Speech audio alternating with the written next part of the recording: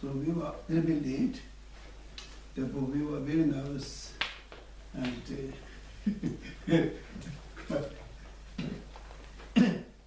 but you know, now we have another day which we should feel very lucky.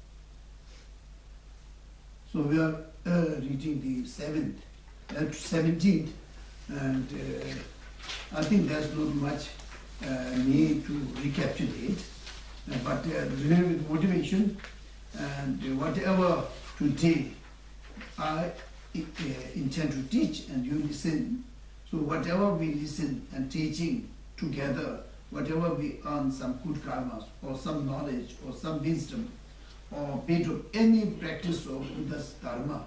So we dedicate we are listening and doing this for the sake of every sentient being. So this has to be the motivation, because this is a minor tradition. Therefore, one of the main aim is that we, from today, I will try to reduce my selfish attitude, and I will try to develop my attitude towards others as a supreme importance. And that is the essence of Buddha's teaching. So with this motivation, and then we try to go to the 17th verses, which I read and then explain a little bit. And in between, okay, if we need, then I will explain a little bit more. And if there's anything like stories or experiences, then I will try to share. And otherwise, as English language, I think there's no problem to understand. Okay? Yeah. If an equal or inferior person disparage you out of pride, we did this, but still we read just little, and place him as you would place as a spiritual teacher.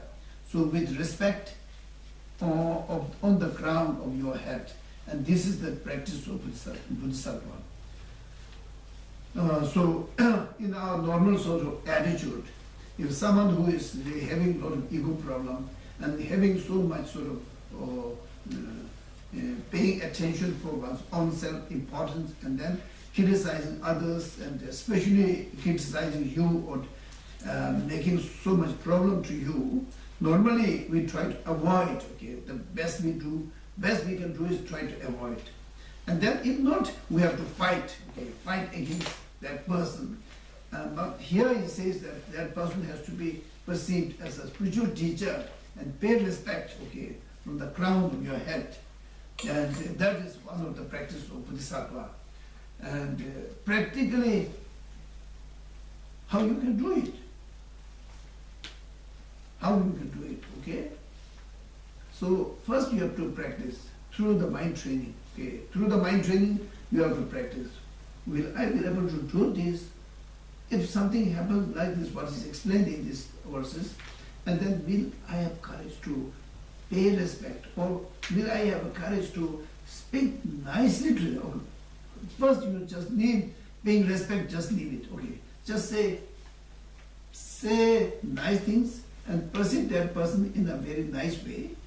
Is it possible? If this is possible, and then slowly move, then you can pay little respect. And then slowly you will be able to perceive that person as a spiritual teacher. And then this process of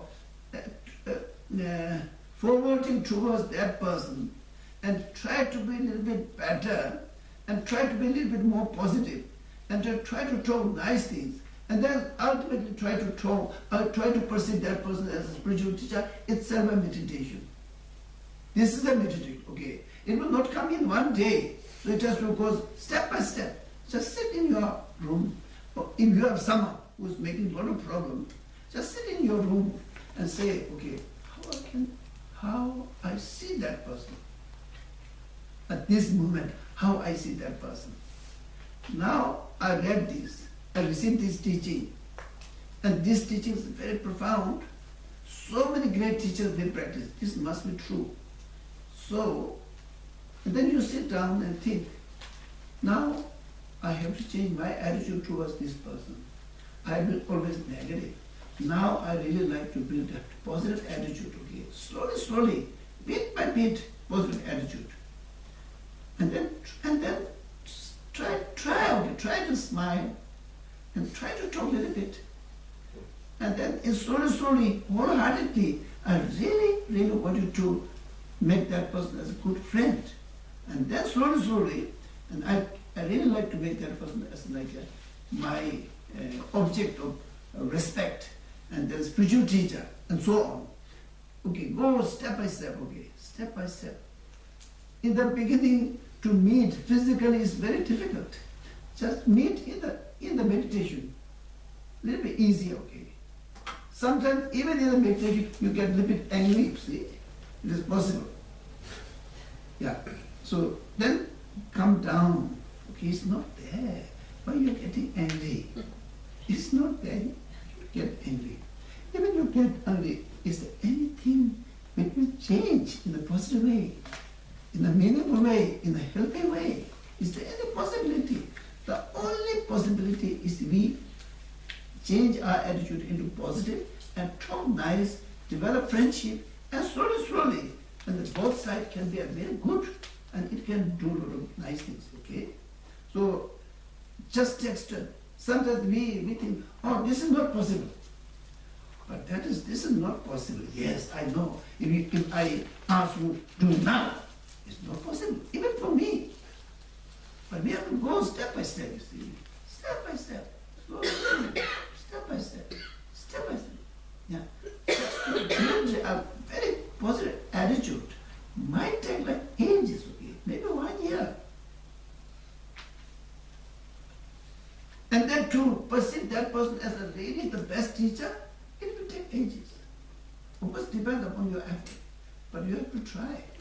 That will really make you so relaxed, so energetic, so healthy, calm.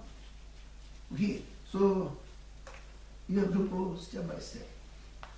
And if we just jump into this, and then I think it will be, instead of getting more practice, it might get you discouraged. Yeah.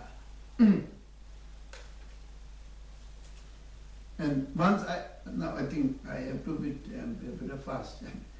Once I asked I think it was in, I think, Belgium, to one of my friends, and the talk was done in Sweden.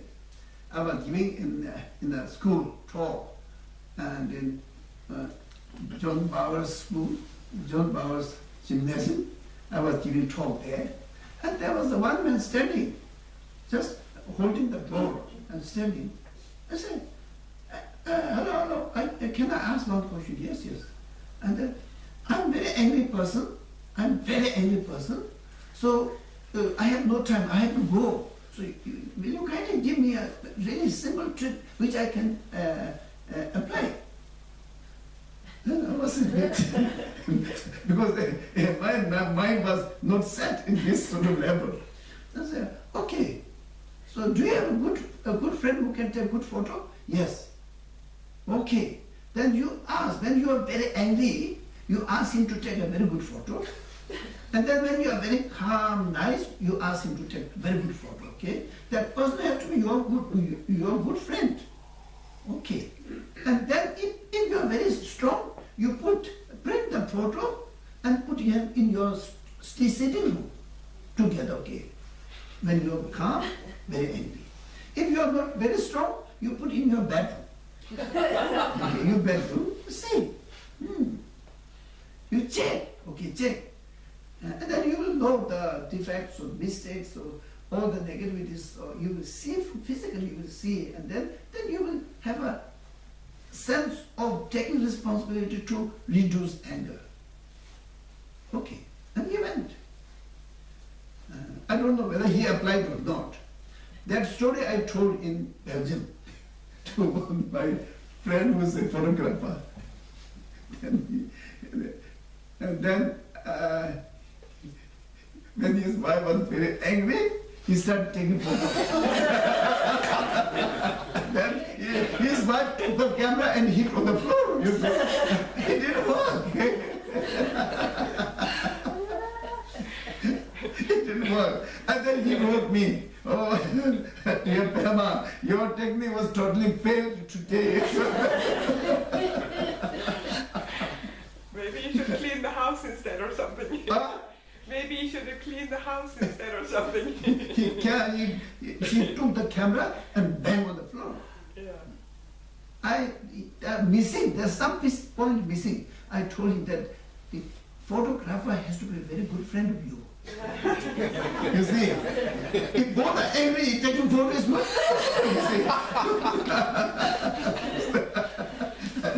Of course, I'm like he passed away. Oh, yeah. We have long friendship. Yeah.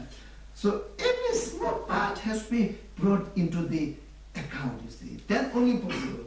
If the small part missing, then whatever I teach will not be possible to apply. Yeah. As As yesterday I was explaining about the compassion and the unconditional love. The definition has to be brought every small part of the definition into account, and then you can debate. If you miss very small part of it, you will never get the point. You see, it's really like a mathematics. If your derivation is wrong, and then you will not get any answer. So this is a short story. Now we have to go. Yeah? Again we have to run. The 18 I'm reading. Though you lack what you need and are constantly disparaged, afflicted by dangerous sickness and spirits, without discouragement, take on the misdeeds and pain of all living beings, and this is the practice of Bodhisattva. So that is talking about your own pain, okay? When you are sick, and then you are really terribly sick, and then almost like there's no way you can survive. But then during that time, and then you have to think that, oh, now I'm sick, then now I take this terrible disease as an embodiment of all sentient beings' disease, and I will take this on this disease. Okay, the Thogmay meditation, you breathe in, take all the disease, okay? If you are sick with cancer, and then you take the cancers of every sentient being on your cancer, and think that I'm experiencing on behalf of all the people who are suffering cancer. Okay? And then you try to breathe out, and they do all the good things, give all the good things. So that is very powerful meditation. Again, last night it was around maybe it was around 3:30 or somewhere. I received a message, mail, and I was reading the mail and said, okay, now I was doing Thogmay meditation, I was quite successful, but now I saw a very terrible sort of incident, and that two incidents, okay. One incident was a father came to the school and with a knife and stabbed his son and killed there. By seeing this, and then his mind was so shocked, like almost like electrified, become like a numbness, okay? And then another issue was I don't know how it happened in this country. Throw some hot water in the animal, and then animal, I think part of the body was really damaged, you see. And then still very angry. And by showing this, his Thogmay meditation was a little bit damaged. So now he has to reconstruct again the Thogmay meditation. That was what he wrote me. Of course, he was not really a person who practiced many years. No, it's just, I think, last year, I think. No, not last year. Maybe in this July, I think, this July. He got angry? He was just very disturbed. Okay. Because this disturbance, then taking other suffering. Yeah, and that is one obstacle. And I don't know, maybe I tell you, okay. When my mother was sick, and she broke her hip, and I was in Israel. And then I received a phone call saying that mother's hip was broken. And I was almost like I was having pain here, you see. And then I came from Israel, and then I bought some wheelchair and some other things from Delhi, and then just not taking any rest, just run. And then I saw her, she was sleeping. And then I talked, and then she was saying, oh, no problem. Don't worry. But pain was very severe. And at the time, and then she had because it was disturbed, broke, and and then they, because of the movement which was not done by professionally, and then it went in and out, you see. So it was a lot of pain, almost like she was painting. Okay, she had a lot of. Then, but when she had a serious severe pain, and she prayed, say that these types of pain will never be experienced by any other sentient being, even the enemy. And this is exactly what her words was, you see. Yeah, I was very, very happy with this work. I was very happy. And then we took her to the hospital. Of course, she was in 94, or we did the hip replacement operation. And so many messages came from all my friends, okay, and some are saying, please don't treat her in Dharamsala, because Dharamsala has not a good hospital and there's no ortho doctor, proper doctor, so please don't treat her there, and like this. But we did in Dharamsala. I was a bit convinced, and then so we did operation. Still she has to wait 3 days to decide and to buy all these things from another city. They don't have ready there. She has to wait. And during that time we did Tonglen meditation. And I did Tonglen meditation with her. But now you think that there are so many sentient beings who are suffering much worse than you. You are at least, we are there to share your suffering and support whatever you need. And there are so many of our friends are writing to me saying like this, and you have so much support. But there are so many people who has nothing. Okay? And then we have many experiences. Tibetan died in the torture prison, in prison, you see. Spending about 24 years in prison, and died, you see, like this. And so please try to think of all these things. And then we did Tonglen meditation. When I was leading Tonglen meditation, she really became very calm. Almost like pain is gone. Almost like gone, you see. Of course, then she moved, then again there's a pain. So it helps a lot. Practically, it helps a lot. You have to do it, okay, Tonglen meditation. So this is afflicted, and then only not physical pain, you see, not only physical pain. This is just temporary suffering. Physical pain is a temporary suffering. Worst suffering or pain is mental pain. Anger, hatred, greed, all these are the factors which leads us like into really hell or worse really for many years. So therefore, Shantideva also said, don't surrender to destructive emotion. If you surrender and treat them nicely, they will become worse and worse, and they will take you to deepest hell.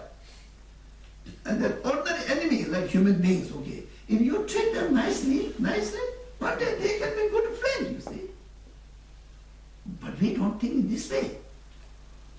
These destructive emotions are real enemy. We should not surrender. We should not treat them according to their wish. We really have to fight against this.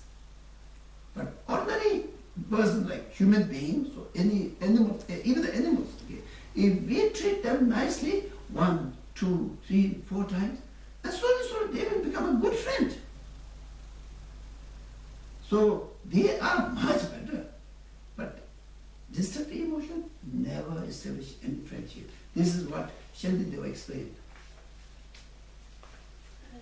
I was going to ask about the Tonglen that this person that you described. If you take on too much of the negativities, Yeah. Without being sort of trained or mature in your mind, that seems to overwhelm and sort of destroy the whole meditation, yeah? So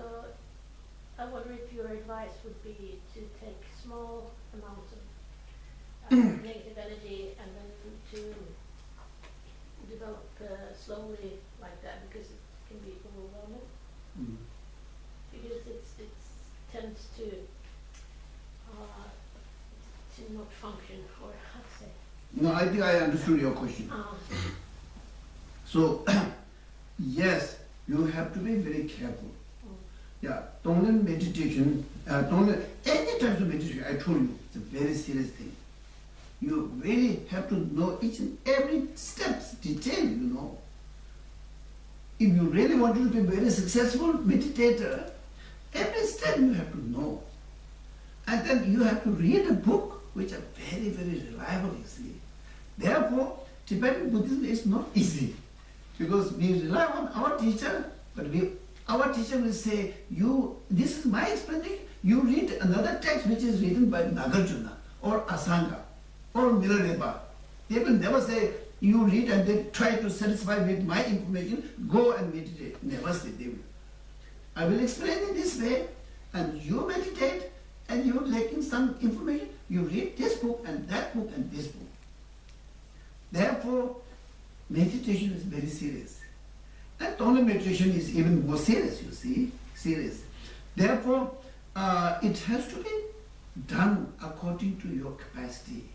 Yeah, I told you this, okay? Any practice has to be done according to your capacity, but don't remain all the time reading A, B, C, D.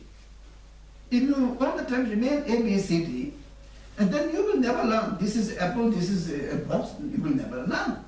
So A, B, C, D, and then you have to say A is apple, B is box, and like this. And then after that, and then it will go higher. So therefore, don't be so afraid. If you are very afraid, you might remain on the same kindergarten. So you have to proceed further. But actually, okay, when you started having some sort of fear of taking the sufferings of other sentient beings, if you start feeling some little bit of afraid, your practice is going very well. That means you are very sincere. Therefore, you are almost taking their suffering in reality. That is very sincere, you see. If you take, breathe in, I'm taking, and now I'm giving. Actually, I don't have to give. No pain, no loss, you see. So, this feeling is very good. And then once you might feel a bit afraid, do it again. It will never get worse. No. No, I think as we perceive the world with news and everything, there are so many negativities, war and violence and things like that. So that, as you spoke about yesterday, you had read just one newspaper with positive news. Yeah. So maybe we see mostly the negative news and or negativities in the world. So negative news are not necessarily true. Okay, not necessarily to be true. And then especially the medias are giving a very good service to build negative attitude towards the rest of the world instead of building positive attitude. Therefore, listen and don't trust 100%. Yeah? Okay, so now we go. Okay?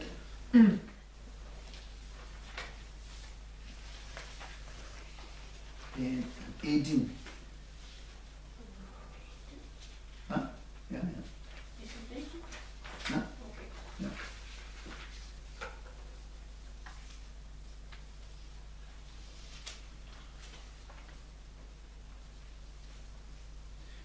Dangerous sickness and spirit. Okay, then without discouragement and take on the misdeeds and pain of all living beings.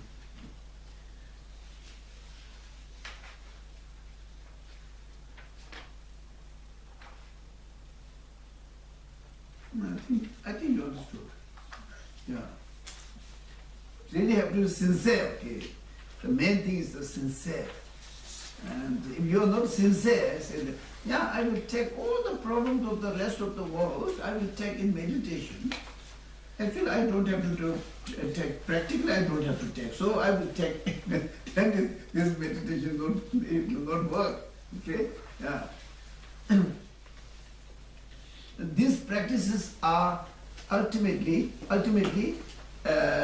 to inspire or encourage you, or the things what I told you yesterday, the story, okay, giving one's own child and wife and even his own body and all these things. And ultimately, by doing this meditation, and ultimately will be able to give. But this giving is for what? For what purpose that you are giving? Is it to get a reputation, or get a Nobel Peace Prize, or what?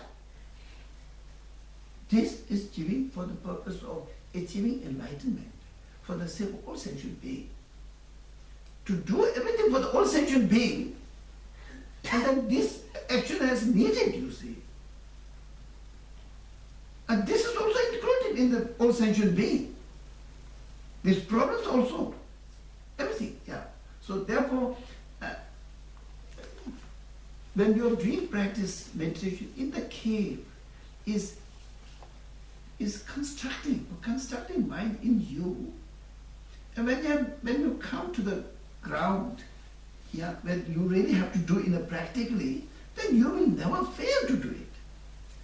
Without this practice, if you do, and then there will be a regret, there will be burnout, there will be many issues, you see. Many issues. But burnout is one of the most common things.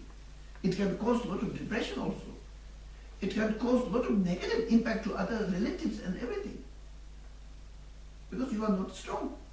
Then you will noise, you will shout, cry, okay?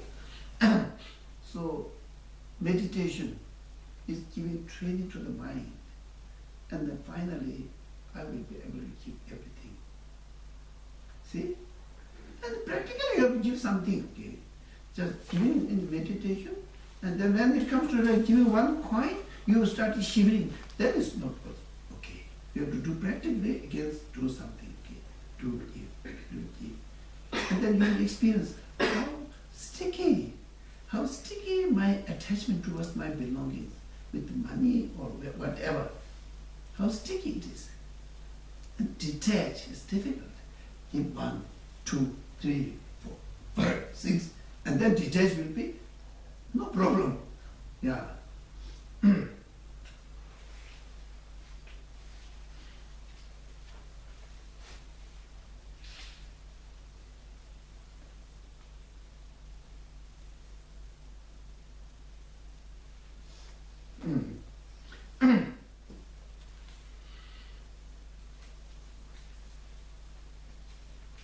Okay, we talk when this sixth profession comes, then what I'm going on is I will talk next. So now we read the 19th. Though you become famous and many bow to you, and you gain rich equal to Vaishwarani, and see the worldly fortune is without essence. And be unconceived, and this is the practice of Bodhisattva. So, in short, it is like this. Even you become very famous, okay? If you are very, very famous. And then our nature is what? This. In Tibet, we have a word, we have a saying, what? Sky is your hat. When they become ready, the sky is your hat, and all these clouds are your muffler. So you are like this. So now this is the expression in Tibetan society who are really a lot of ego. Oh, see, they say like this.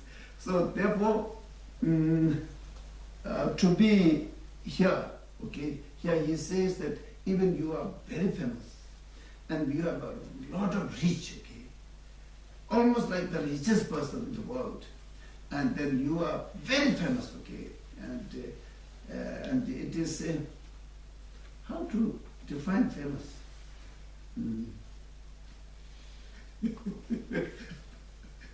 How to define famous? Famous. I don't know famous. Okay. Yeah. Okay. I will say famous. Okay. You understand everything. I think my mind is a little bit tricky mind. So, okay, famous. Okay, and then due to this, and so much ego. You see. And then to destroy this, and these names or fames or the wealth has not much meaning, no essence, okay, without essence, not much meaning. Why? Because this will, first thing is this will bring lot of attachment. Attachment, okay, very strong attachment. And second thing is you will build a lot of ego. Ego means your mind is elevated, as I told you. And by this, and you will start looking down to other people. They have nothing. They have a house with like cow shed. They look down, you see. They look down. The people who have a lot of ego always looks down to others, okay? And underestimate others' capacity, others' wealth and everything. And through this, make a lot of problem. And rich and name, and even someone has like say academic qualification, okay, or academic qualification, or like in a big position, and like prime minister or president, or okay, these are all source of ego. And we told this one day ago, we told this. So these are from the perspective of Mahayana tradition, especially from the practice of Bodhisattva, they don't see any meaning. They don't see any meaning. Why? Because so meaningless. What is there? Really, what is there? Just think, what is there? Having a lot of money, lot of huge, famous, then what is there? Peace of mind. Huh? Peace of mind is totally disturbed. Totally disturbed, you see. Totally disturbed. Those people are very, very rich. I know quite a lot of rich people. And I know quite a lot of very famous. I met one very, very good guitarist in Belgium. Very good. Wow. He was very good. Because we had some benefit concert in Belgium, in Ghent. And he always said that if you come, if you organize, no problem, I will come. Even I have some other program, I will cancel it, I will come. His way of doing and connect with other artists, and he asked me to play. Like this is one instrument which is very easy, slick, like this you can. And he asked me to play. And I went there with the artist. And I just did this. It was in guitar. One guitar is in, he said, he can play anything, you see. It's like so spontaneous. And I'm almost like I didn't see any ego in him. So easy to talk. And his style of wearing everything is really just casual. Otherwise, most of these have quite a lot of things, isn't it? Of course, they have many good qualities. So therefore, these are all like meaningless. So meaningless, you see. It makes your life very difficult. Mental peace is not possible, okay? So many things are disturbing, so many disturbing. If it was a little bit high, if it was a little bit high, the worst thing is this. If there's a little bit go up, then they become like this. If it's a little bit down, then like this. Fluctuation. tension, okay, which body cannot hold. Therefore, so many people have become very unhealthy, very unhealthy. So, therefore, these are not easy. If you train to mind to treasure others much more than yourself, and reduce your self-attachment, and self-attachment related with the fame, name, rich, wealth, everything, and you think everything for the other sentient being, and then you will be really the relaxed person. You see? So this is the essence of these verses. Now we go to the 10, to 20. Still we have how many? 17 still we have. No, 18. While the enemy of your own anger is unsubdued, I think we are, isn't it? Our own anger or our own destructive emotions are not hurt. They are sleeping nicely within us, you see, within us. Greed is sleeping there very nicely. Attachment is also there, making us as if it's making very happy feeling to us.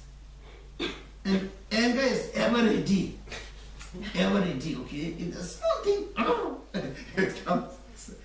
Therefore, you see, these are so important. While the enemy of your own anger is unsubdued, though you may conquer external foes by waging war, what we are doing today, they will only increase what? Increase enemy. Yeah? Today this side, tomorrow that side. It's like this, you see. It's a game like game, you see? Yeah. Increase, but only increase. Therefore, with the militia of love and compassion, subdue your own mind. And this is the practice of Bodhisattva. Train your mind. Subdue is, I don't know. Train your mind, okay? And that fighting against enemy, or fighting against the foe, I think foe is enemy, isn't it? Outside, it will more enemy. It will never solve. And just recently we almost had a war, isn't it? Almost had a very big, I think. And also we in India, we almost had a little bit of like problem. And then I received a video which two different armies are discussing about the border, you see. Very scary. We are almost in their hand. Do you feel like this? We are almost in the hands of a few politicians. We are in the hands of a very few politicians and the big business people. We are in their hand, okay? And they are hand in hand. So we really are in their hand. We do our best, but still, just in their hand. And they are very good friend. You see. So therefore, we really have to be very, very careful. Very careful. We really have to be very careful. This greed for longing for power, greed for longing for money, and greed for longing for a special sort of treatment. Okay? This greed is destroying our world. Greed, okay? Out of greed, the source of anger are greed. Okay? Because of greed, if it goes against greed, then we get angry. If we don't have any greed, we will never get angry. So greed is the most dangerous element in our. We say environment destruction, so much sort of ecological disbalance and all these things, talking, signing a lot of papers. I think it might have been like a lot of like these papers. But until and we don't reduce our greed, I think it will destroy us. We all have to talk about this, you see. Greed. How to steps, even if we have a small step, we have to try. Greed will really eat us. As I told you one day ago, there was one anthropologist, he was saying that the growth of economic growth, addiction to grow economic growth will kill us at the end. Talking all about business. Those people who are talking of business and they're making a lot of money become richer and richer. And then how many people are not rich? How many people are not rich, you see? And the games become big. Very dangerous. Dangerous. So therefore, these practices are so important. Very important. Now, here you put example as anger, but I think we can put example as attachment or greed or jealousy and ego. But these are gross level of destructive emotions which we can recognize as soon as it arises in us. Okay? And there are many subtle destructive emotions. Mainly, okay, it's coming out of ignorance, not knowing the things properly, coming out of ignorance, you see. Therefore, in Tibetan we talk quite a lot about emptiness and developing wisdom, and that is antidote to remove ignorance. So we will talk in the last teaching. Now I'm going 21. Sensual pleasures are like salt water. The more we indulge, the more we thirst increases. Abandon at once those things which breeds our, again it's desire, breed, clinging and attachment. And this is the practice of Bodhisattva.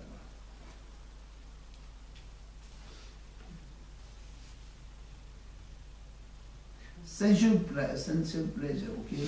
So we like, I think we don't put detail, isn't it? I think it's enough. Yeah, you will understand, isn't it?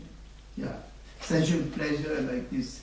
I think I told you, an airport, did I say? Yeah, track like this, and then I saw one man who did a hair implant in Switzerland.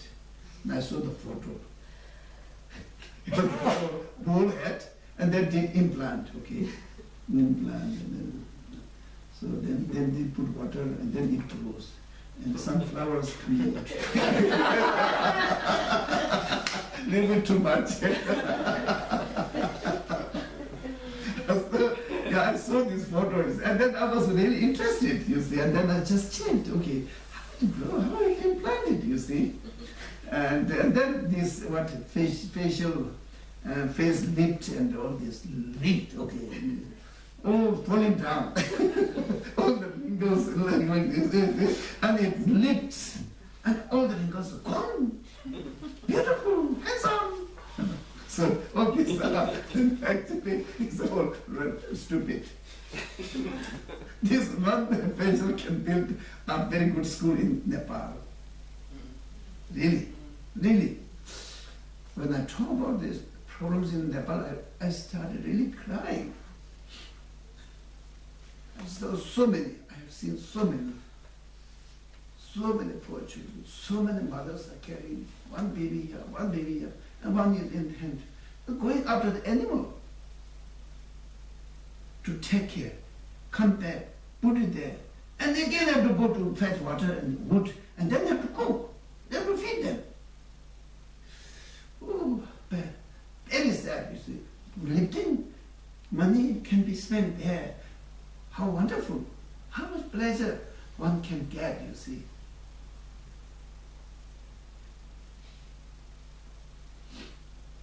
I think I told this story.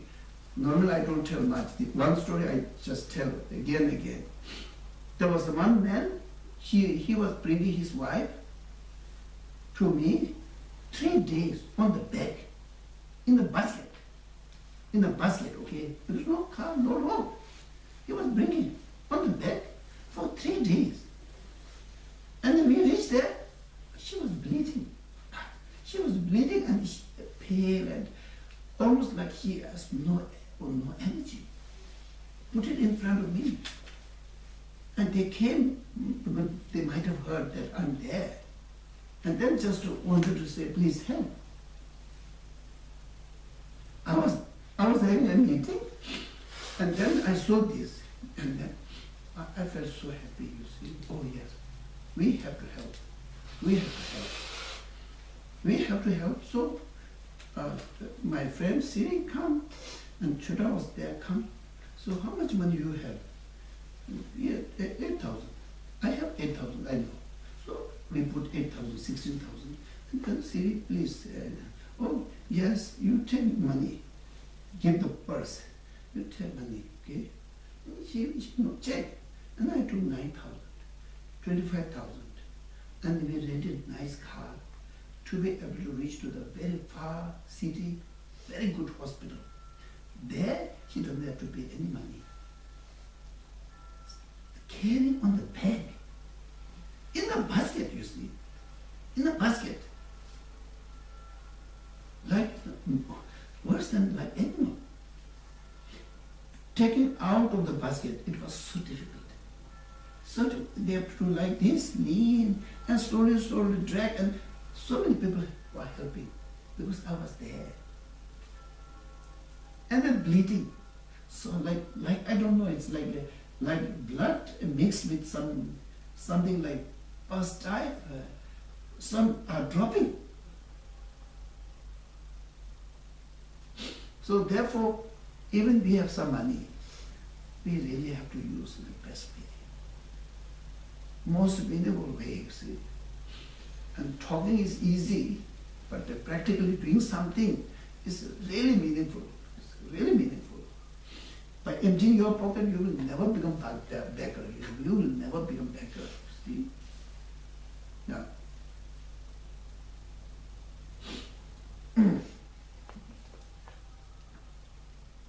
Many stories. I have many stories. So therefore, this is the Bodhisattva's practice. Okay. These are possible if you reduce your attachment, clinging feeling towards your property or anything. Okay. Now 22nd. Whatever appears is your own mind. Whatever appears to you is because of your mind. Okay? And your mind from the start was free from fabricated extremes. Now this fabricated. So many new words came. Fabricated extremes.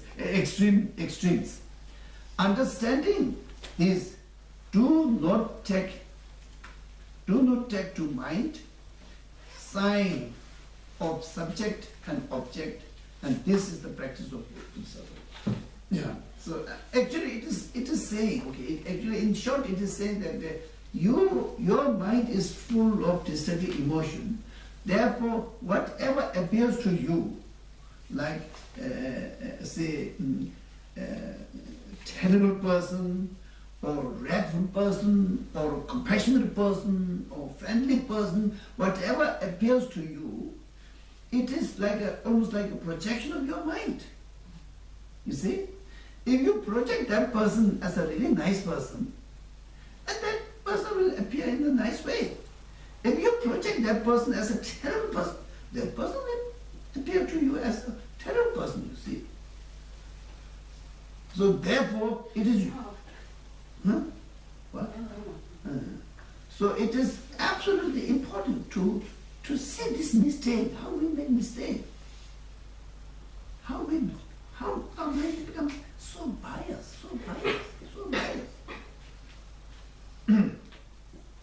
So this is what he's pointing, you see. And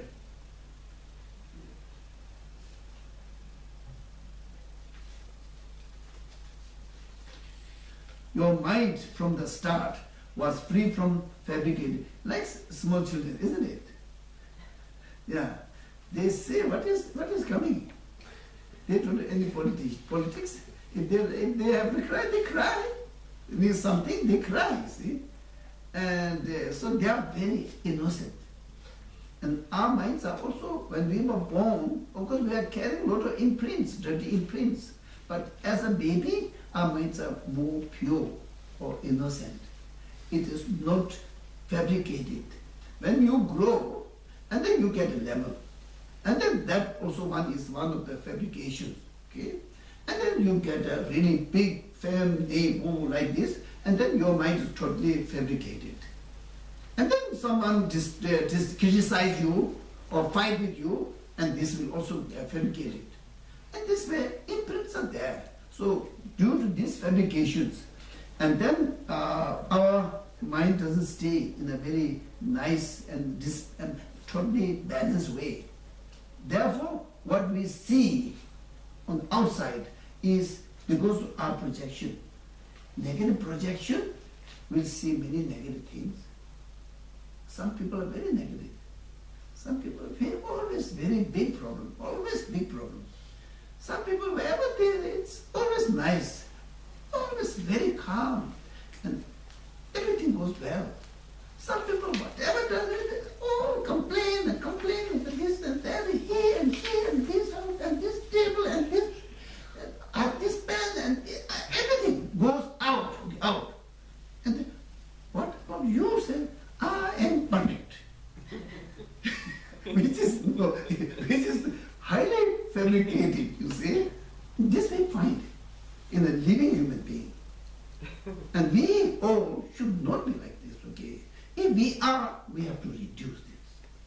Thinking that, okay, now I'm making mistake. Because of my disturbed emotion, my mind becomes very disturbed, and then my mind becomes very negative, and out of desire, out of anger, out of jealousy, my mind is fabricated by this, and I'm not seeing exactly the truth. Yeah, oh yeah, and practice this, yeah. Have you time to answer a question? You are very interested in asking questions. No, but this... Ask question. Ask question. Is this 22? Yeah. For me, the two lines, Huh? perfect. I understand the two lines. Yeah, But yeah. then comes the resolution of it. Yeah. Knowing this and to remain free from apprehending the signs of subject and object is the practice of Bodhisattva. Oh yeah, yeah. And this makes me directly jumping right into a problem or a discussion I've had with so many people through many years now, since we started to have beggars in Sweden. We didn't have people asking for money. And for me, I cannot say I do the right thing, but I feel compassionate to these people. Not all of them, I must admit, but very many of them. I feel they might be helped with some of my money. My money is not much, but I will give it with respect. We are really making those people coming to Sweden, and they are treated like dirt. I mean, they have not a good life here in Sweden. So I'm stupid to give them. And then I think of this as how shall I know if I'm free from apprehending? I understand that this is touching me because I am a mother and everything, and I know I am privileged because I have all that I need, and they don't. So I don't know how to act. I still give money, and I think maybe it helps. But can you give me some advice? I don't know exactly. I couldn't locate your problem, but I think I can understand. You see, I can understand. Yeah, and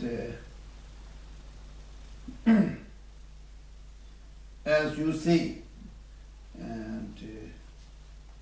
I always feel that I have been visiting Sweden many, many times, you see. I think maybe more than 20. Many, I think more than 20, 25 times, yeah. And I have many, many good friends. And I always feel that the people or the citizens of Sweden are very, very lucky. Very, very, very lucky. Okay? Very, very lucky. Extraordinarily lucky. Just recently I had a visitor who, and if that person is in Nepal or India, I think that person might have died for many years ago. And that person who came to meet me has such a good facility. And just on a wheelchair and then pushing a little bit and then it's going. Well, so it goes in by itself to the car, you come into the house and then it's so nice. Okay. And the jeep, when that person is there, it goes like this. And then it rolls there. And it closes by itself. Of course, I know many, okay, many. One of my very good friend had a surgery. I said, oh, I'm so lucky. He said, oh, I'm so lucky that I'm in Sweden. I don't have to pay anything. Just replace the hip. Finished. I'm again the same person.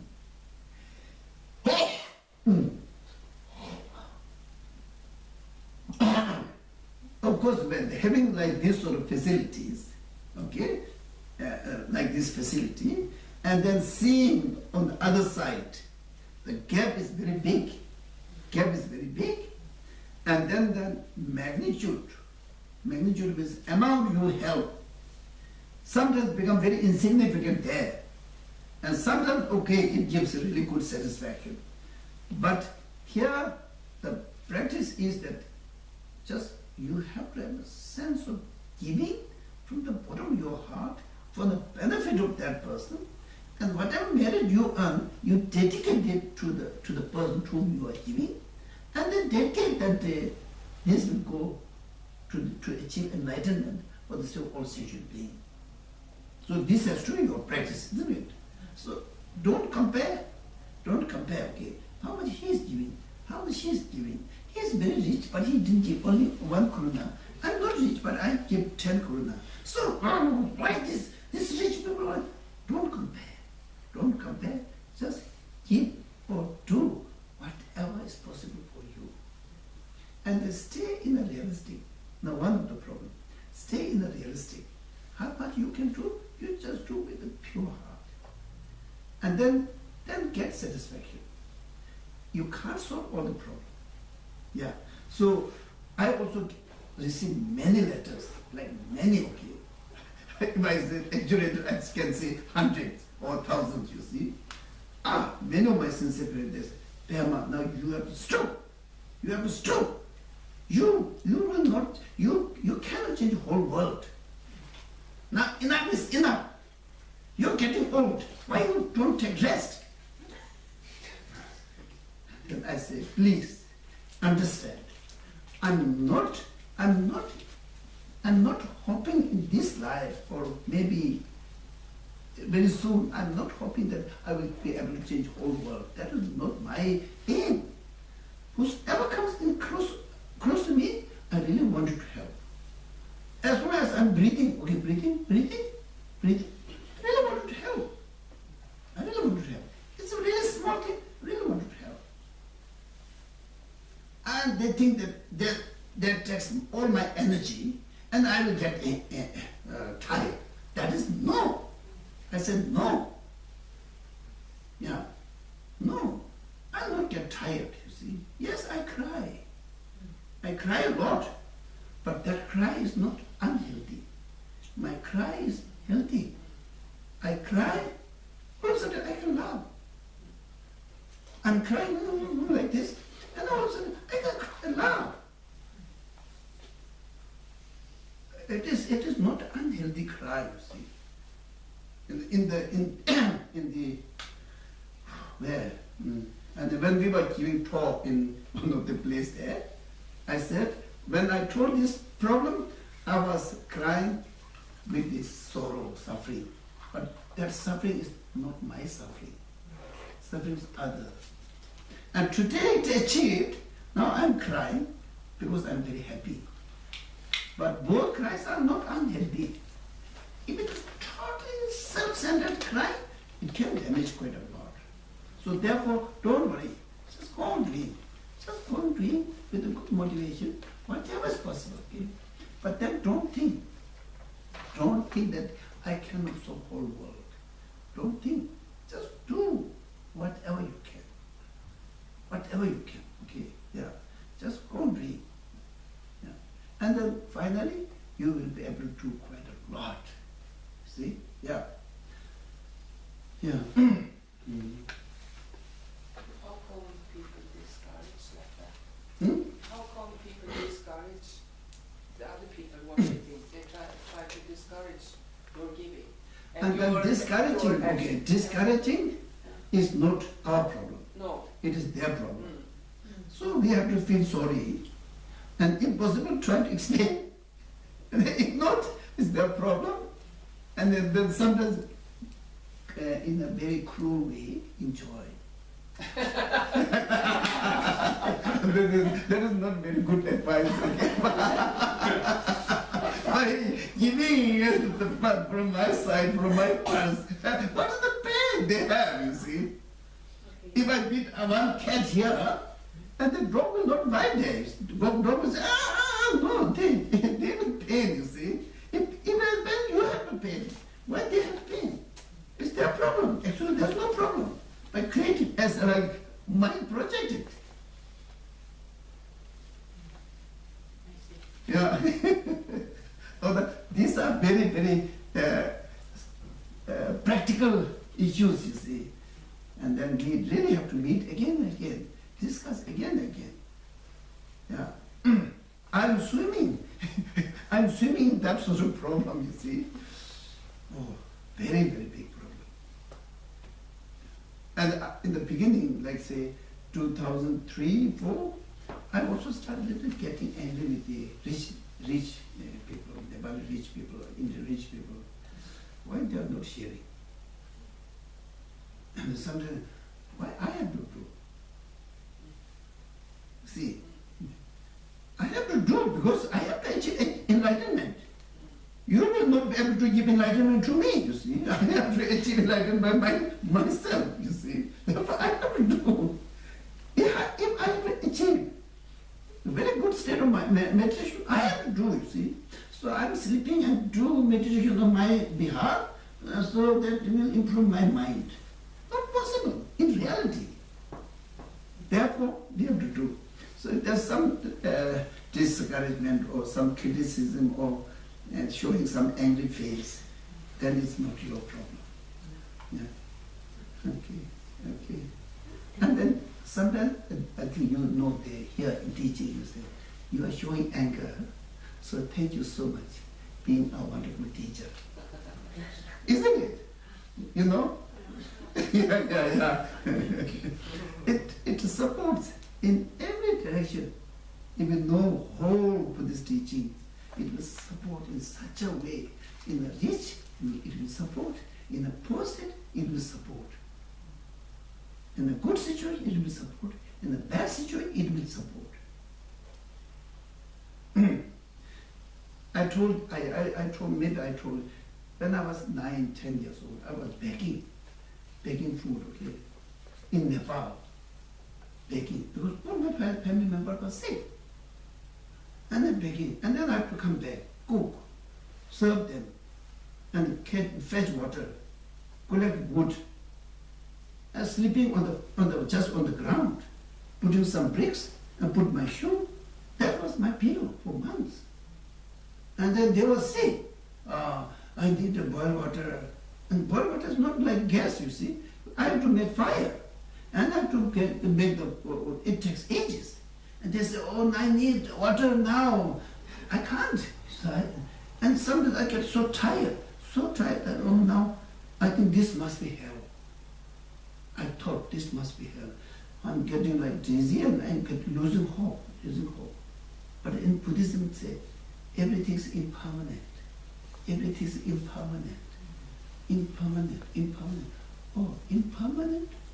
Small boy, maybe it's because of my past karma, impermanent means it will change.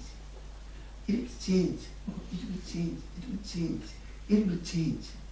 It will change. Okay, I have to go to bed and I have to cook and it will change. Create some hope in me. Hope that it will change. And it really changed at the end. We were put in a very good school.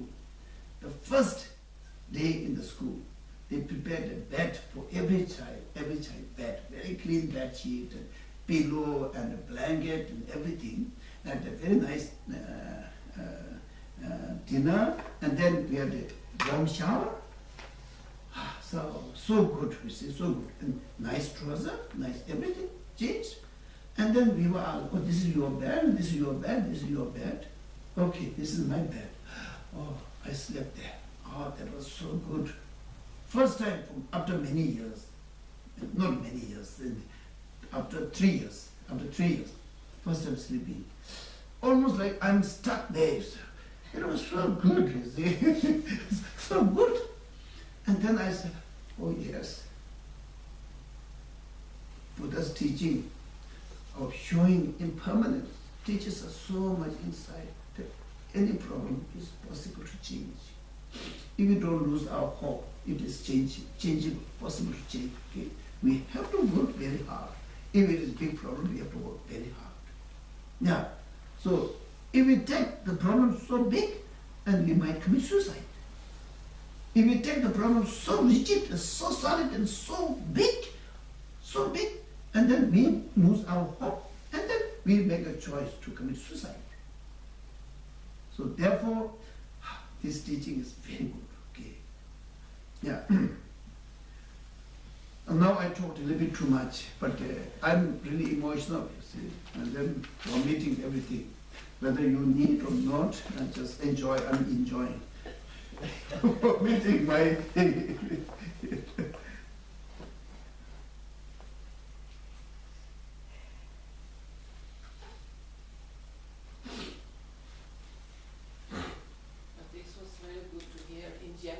Yeah, okay.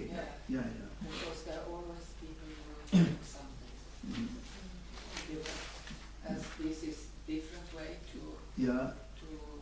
relate in society. Now 23. When you encounter attractive objects, and though they seem beautiful, like a rainbow in the summer, don't regard them as real and give up attachment. And this is a practice of Bodhisattvas. Okay? This needs a little bit of like explanation, short explanation, not difficult, but to have experience. Okay? Yeah.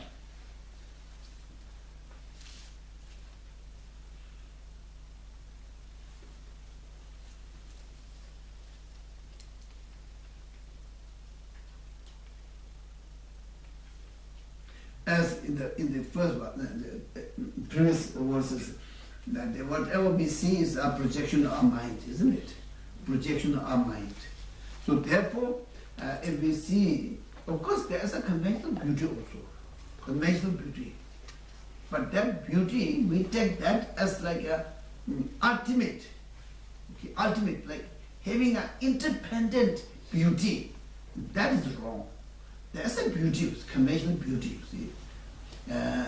If we compare some few people, out of this, one is quite beautiful and one is very beautiful and one is not that sort of beautiful. It's possible, you see, because we have all our mind and thought, and then because of this, that among seeing these three people, one might say this is beautiful, one might say no, this is beautiful, and that is the problem.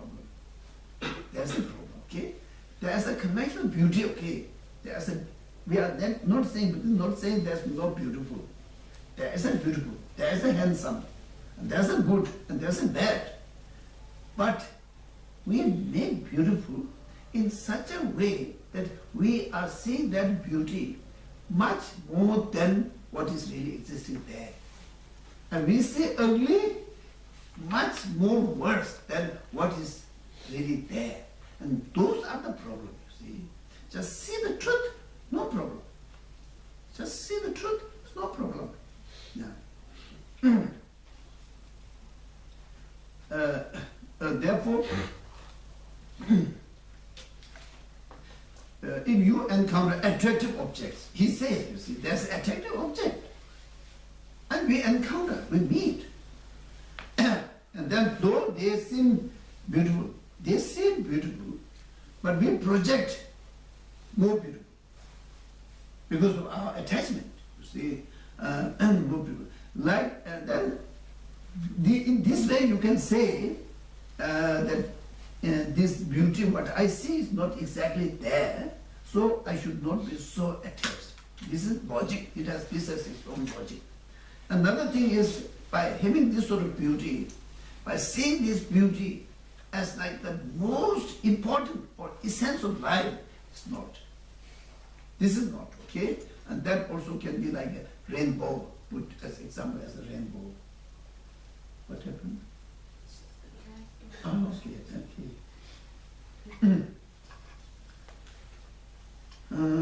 Like rainbow in summer, and don't regard them as real. Okay. And give up attachment. If you don't see, if you try not to see that as a so attractive, and then you are detaching, okay, detaching, and then ultimately you will see the beauty as it is. If you are able to see the beauty as it is, then there's no attachment. As long as you see the beauty much more than what is there, and then it is attachment, this is destructive emotion. And there's a conventional beauty, okay? Yeah.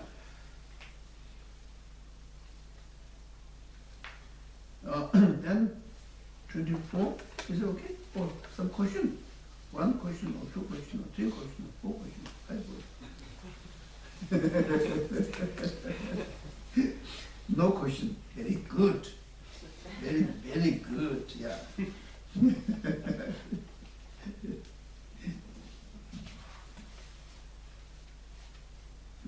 I'm really missing him. One of my very good friends in California. In the morning we meet. Oh, good morning, Mr. Brandon. How are you? Oh, good morning, Geshe. I'm good. I'm missing you, see. So nice. Very wonderful person, you see. No ego problem.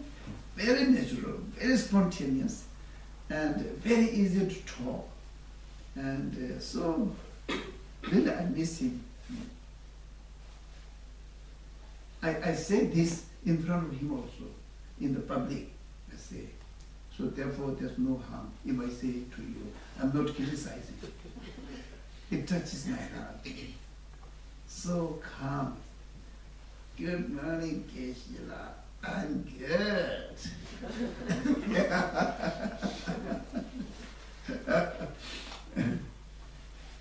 Planning to meet on the 15th of January, I hope. Yeah, still quite. Oh, we are meeting on the 9th of December. Yeah, before January, meeting on the 9th of December in New York.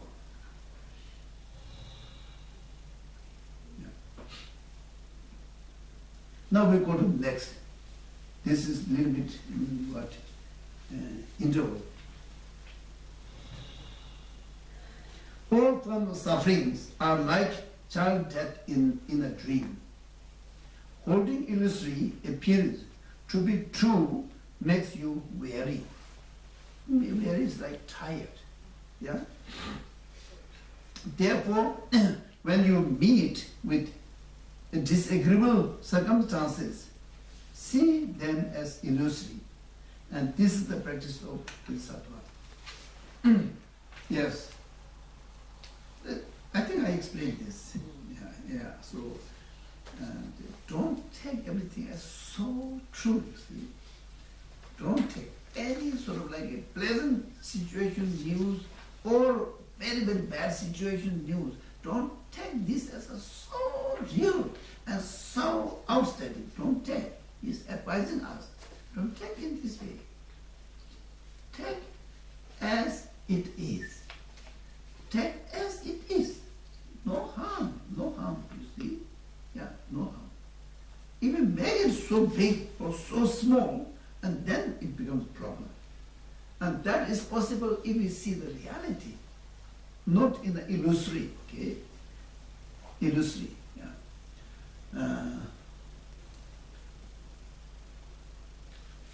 Once we were going from Delhi to Nepal, and then we were, I think the sky was filled with cloud, and then we were going in the cloud, okay? So I was thinking, okay, oh, I don't know, okay? I was praying a little bit, and there was a turbulence, you see, turbulence. And then they announced that there's a turbulence, that we go bad weather, and so please put the belt and sit properly. And and then after some time, then they announced we have to go back to Delhi because we can't land in Kathmandu because it's very unclear. And radar is not showing any signal. We have to go back to. So we are going in an illusory. Okay, really don't know exactly where we are flying, whether we will be able to land or not. But in our mind, we are going to Nepal. Okay. Now we are about to reach. The reality is, it couldn't land. It couldn't land. Come back and stay a few hours. And then I think they got some, I don't know, information, I don't know. And then they again boarded. And then second was, they were not sure. Still not sure because of the first experience. In this way, we make it more confused because of our projection. Okay, and therefore, in Buddhism, we say you have to stand on truth. If you are unable to stand on truth, then you are a person whom I can't trust. Tsongkhapa's statement, he says,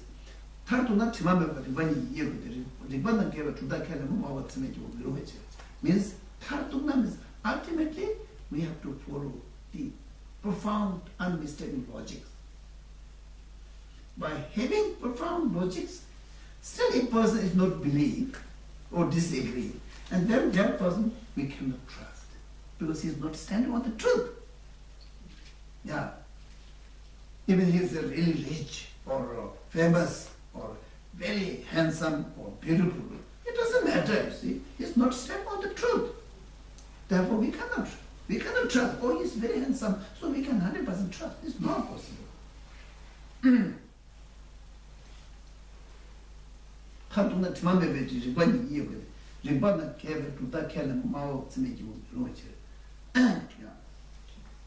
But Yeah. But how to be able to discern between what is your projection and what is the objective truth? Yeah, through meditation. Yeah, through study, contemplation, and meditation. It will not be able to remove this in 1 year or 2 years, see. It will take time. First thing is you have to listen many reliable teachings from very reliable teacher and read many reliable books. This is the first step. And second step is after reading, you get a lot of information. And then those information you bring into your analysis. Is it true or not? And like this, think again, think again. And then you will pick, by thinking a lot, analyzing a lot, you will get a satisfaction that now this is true. And after that, and then you apply and do meditation, practice.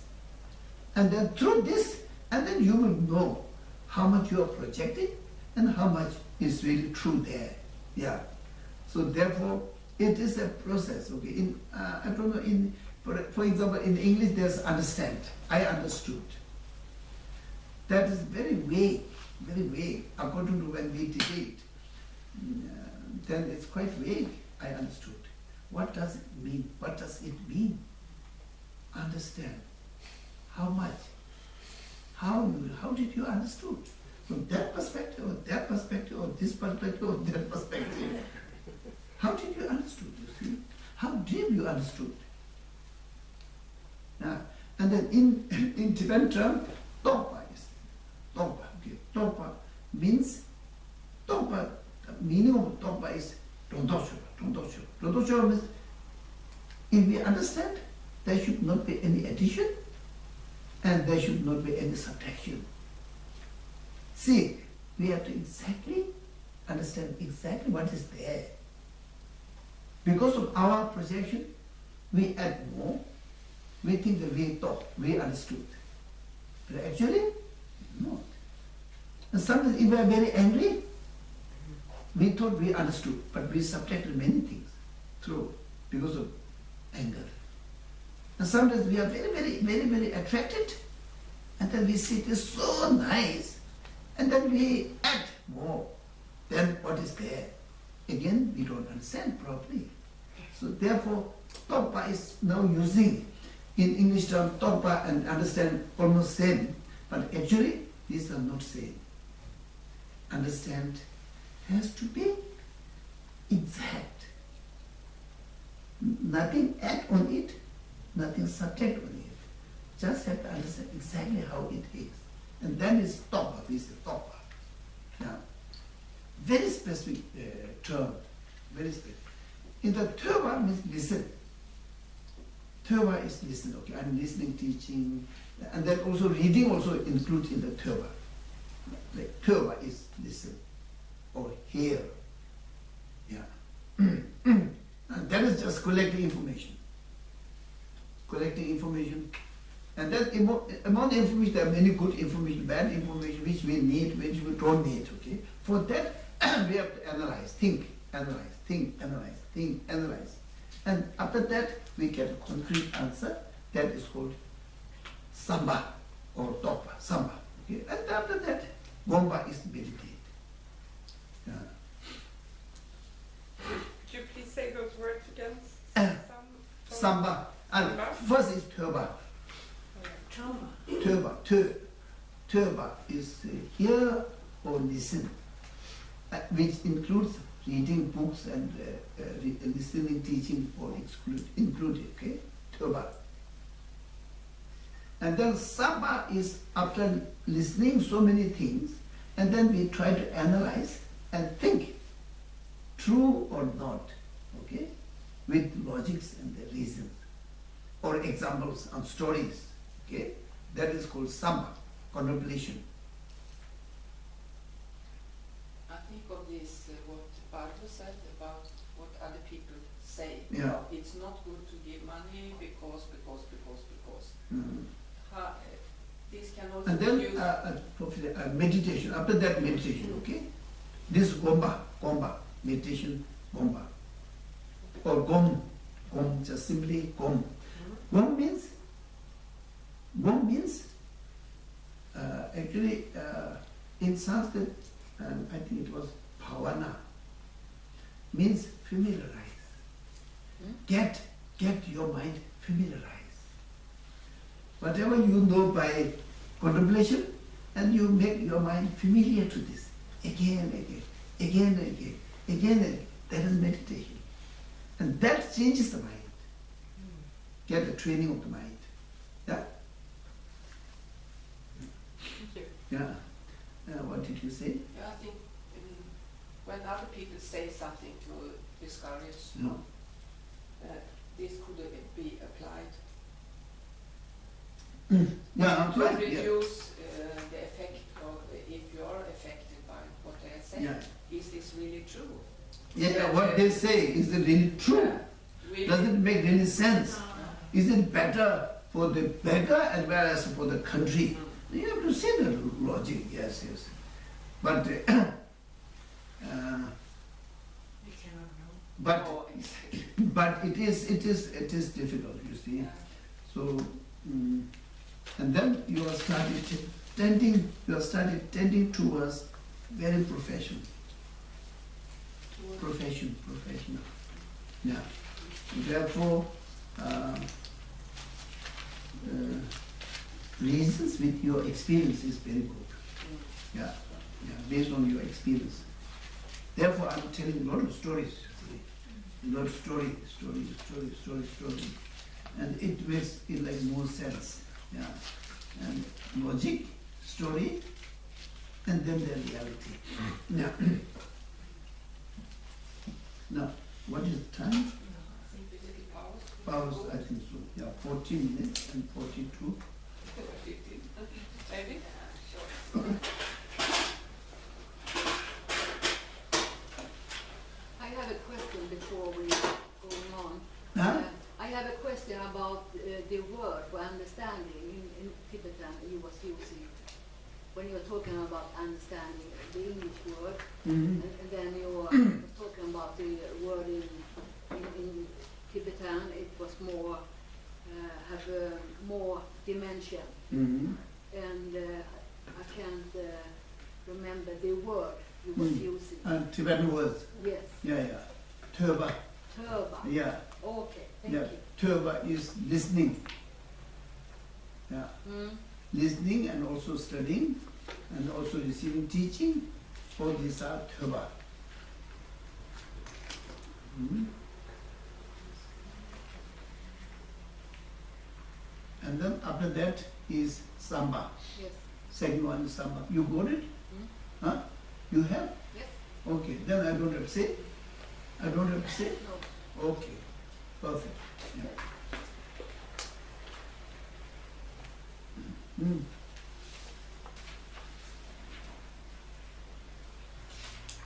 Mm.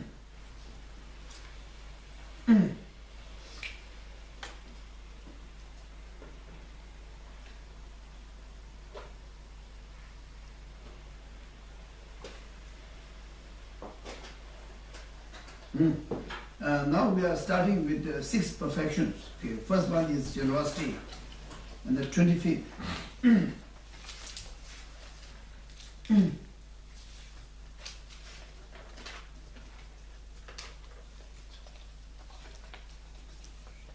It will be very good, you see, if we have more time, then we explain one verse, and then try to go more detail, and have a little bit of like relaxation or meditation through the explanation, a little bit like a guided meditation, and try to share experience, and then go to the next. Will be very good, you see.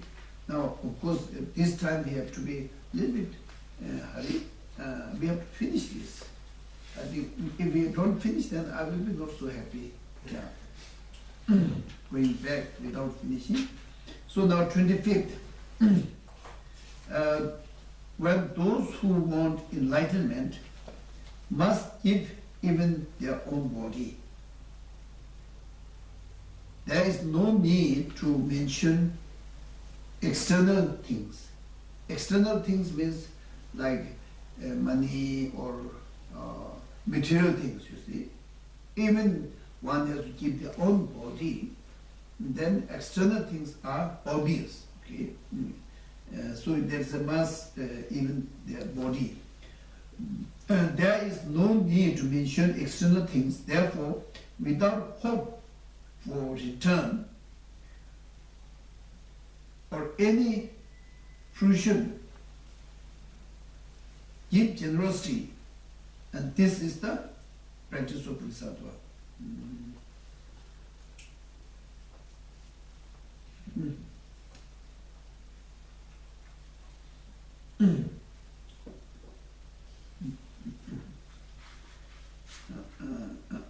Page 25.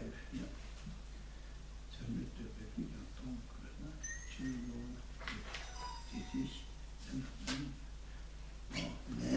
Nami fruition. Now here is the fruition, okay? Therefore, without hope for return or any fruition,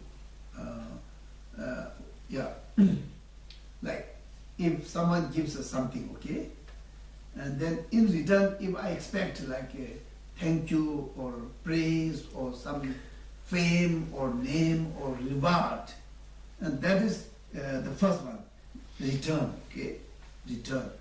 So when you give something to others, if you are on the way to practice Bodhisattva's way, and then giving has to be totally given, okay, don't expect anything in return.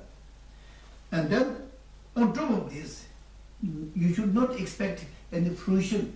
Fruition means that by giving generosity, doing generosity, the result, okay, result of giving, this also should not be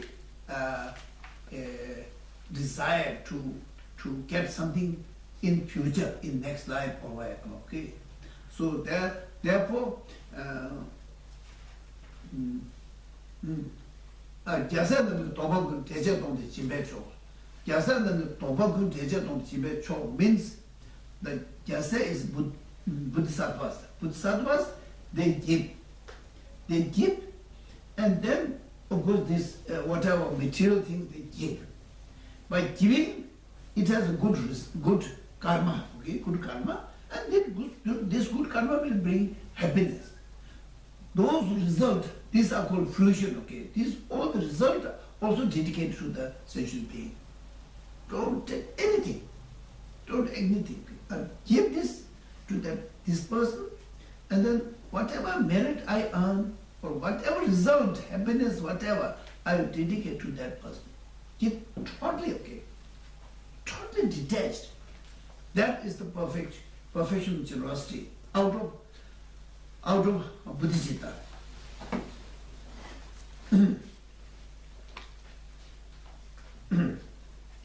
Got it? So now we read to the fifth. What I explained is that you really get when you read this. If you really wanted to achieve enlightenment, and then to achieve enlightenment for the all sentient being, we have to give so many external things like material things. There is no question we have to give. But even at the time, you also have to give your own body, if it is really needed. Okay? The Bodhisattvas are very wise. They don't give everything just blindly, you see. If there's a purpose, and they don't hesitate, okay, to give anything. They don't hesitate.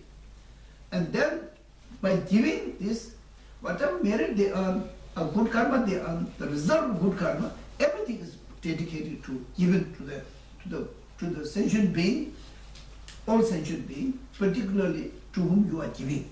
Yeah. So you get this understanding?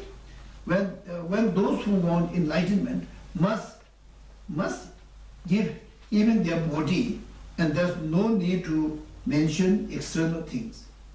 Therefore, without hope for return or any fruition, give generously, and this is the practice of Bodhisattva. And this practice is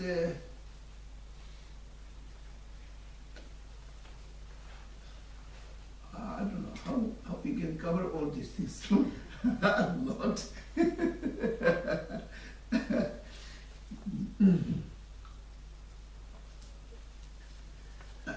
If possible, okay? If possible, when you're giving something, either it's material thing or anything, okay?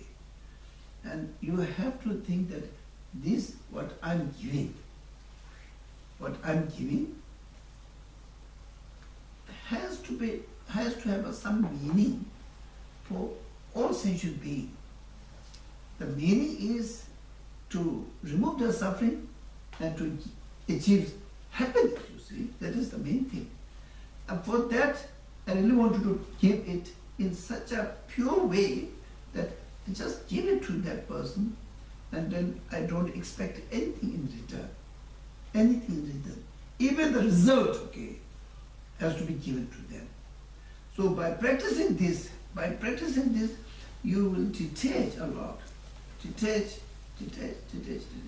More you practice, more you get inspiration, more you get inspiration.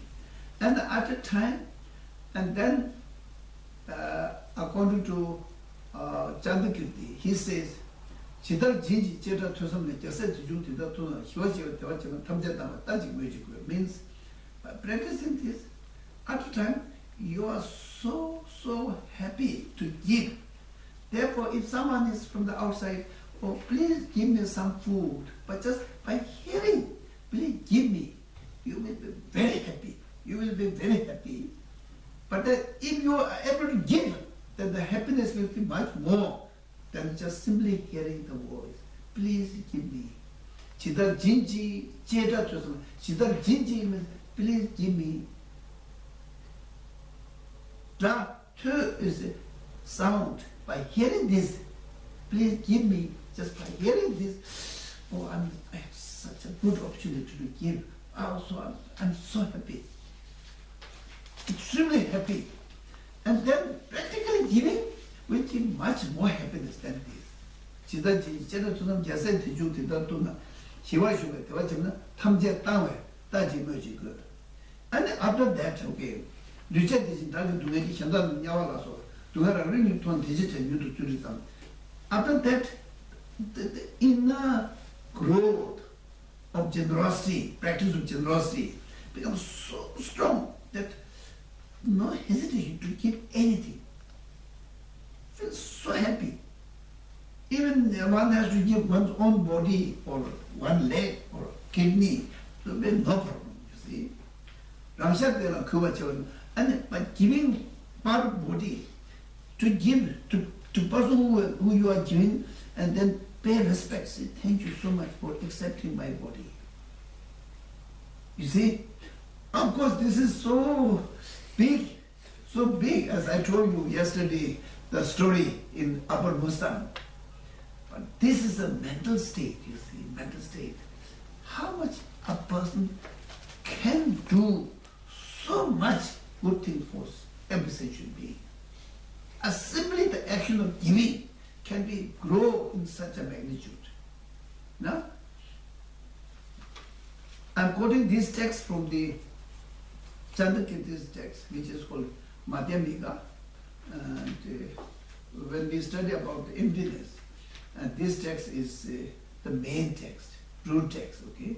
And then we study about commentaries, different types of commentaries, and that we have to memorize, you see. It's a really, really long, I think maybe, I don't know, maybe something like 100, more than 100 pages, I think. More than 100 pages. We memorize on this scripture. We have to memorize everything. Yeah. It was very difficult. Yeah, and it was very cold in Dharamsala, very cold in winters. And then debate, and some bleeding here. True debate, and some bleeding, like this, and it's a cracks, and they bleed. And then, because at that time our foods were very, very poor, and clothes we were very, very bad. But of course then, what we encountered, this is nothing. Our great teachers who studied in Tibet, in the big monasteries like Tepung, Sera, Kandin, they never had like fresh tea or never had like a fresh warm cloth, no. Big stuff. And once they left their home, and they never able to visit. My teacher, okay, one of the main philosophy teacher, Gyalsay, he never visited back to his home. Once he left his home, came to Tepung Monastery, and he studied. Just even thought, never come. Oh, I have to go to meet my mother or my father or my relatives. They get some oral message. And sometimes they send some gift, you see, like tsamba or some other things, clothes. And then no.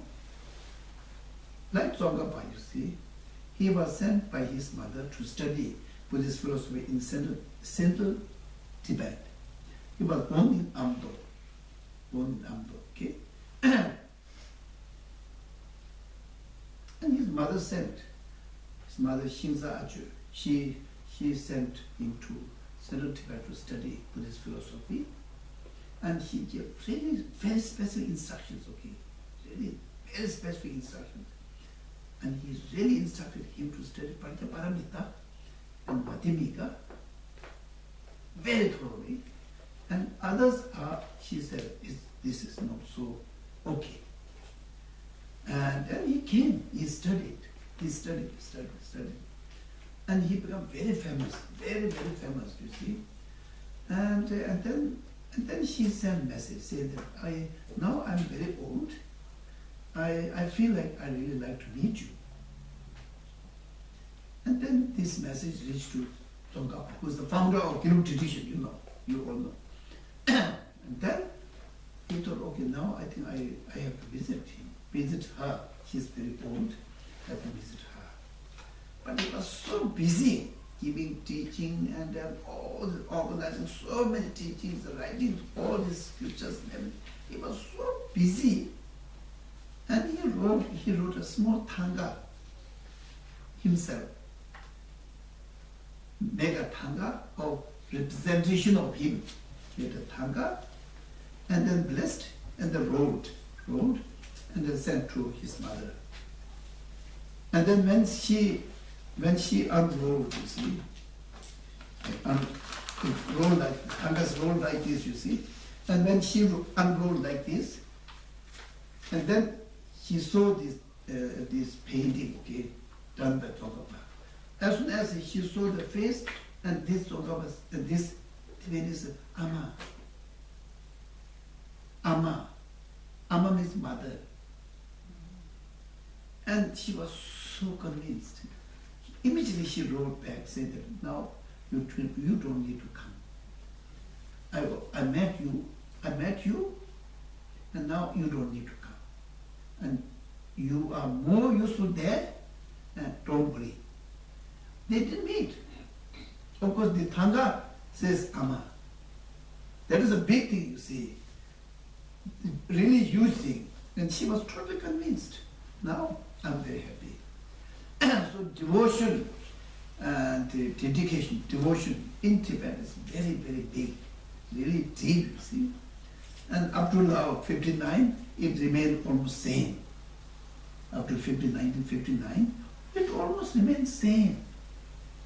And after coming to India, so many died because of the bad food, because of the health and hygiene, and then because of the climate change.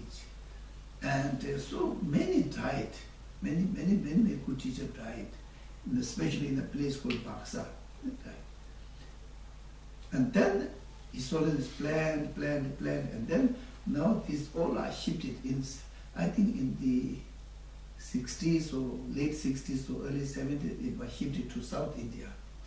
And Indian government, as the Karnataka state, they gave up huge land to settle Tibetan. And the settled Tibetan, and the part of settlement is a monastery. In Balakope, the Sara monastery, and the Kaju monastery. And in Monkot, Tebu monastery, Kanden monastery, and the Sakya monastery, and Nima monastery. All settled there with the settlement, Tibetan settlement. Yeah. And so at that time, and again the devotion is very, facilities are extremely poor. I visited in 1981, about a month down there. Facilities are very bad, but they were very devoted. And now these monasteries are so big. I think Sera may have more than 5,000 monks, and the Ganden may have 4,000, I think so. And Debu is also one of the biggest, so maybe same as like 5,000 or more. And it's like, if you go to the monastery, it's like a town. It's like a town, big prayer hall, so many rooms for the monks, and then in Jammu there are 2 colleges, and everyone has its own prayer hall. Now it's like my college is Jammu Selling, and they built a prayer hall, which has how many? From there to there, 80 pillars. 80 pillars. 80 pillars. And from the door, if you see to the altar, the people, we see person very small. It is grown a lot, you see, grown a lot. Himalayan people from India and from so many. Now, these days, even more than Tibetans, they are studying there, taking all the facilities. So therefore, Buddhism to root in any place need a lot of consistency and hard work and the dedication and devotion. You see?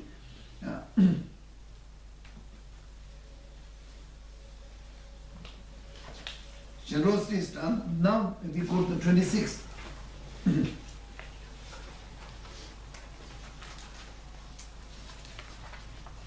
26th. Without ethics, you cannot accomplish your own well-being. So, wanting to accomplish others, others is allowable. Therefore, without worldly aspiration, safeguard your ethical discipline, and this is the practice of Bodhisattva. Now, ethical discipline. Now, this is a very, very important issue. Of course, all are important, but just to root or just to have a practice, without ethical discipline, I think any practice is not possible. If you want to say single point in meditation, without ethical discipline, the single point in meditation from the Tibetan Buddhist perspective is not possible.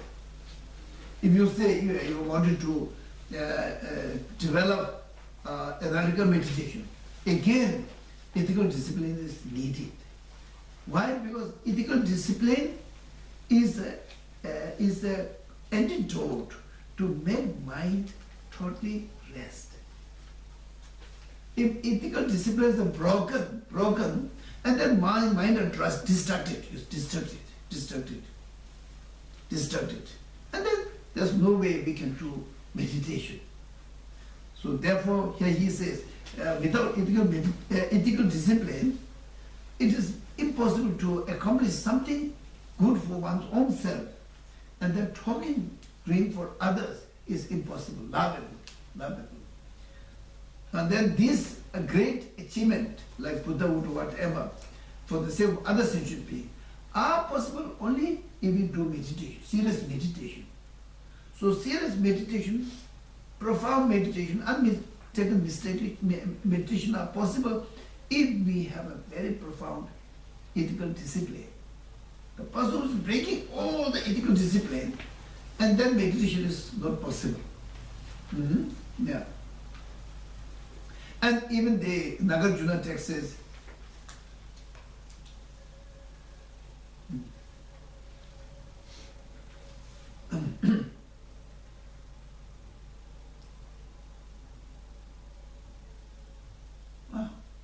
forgot.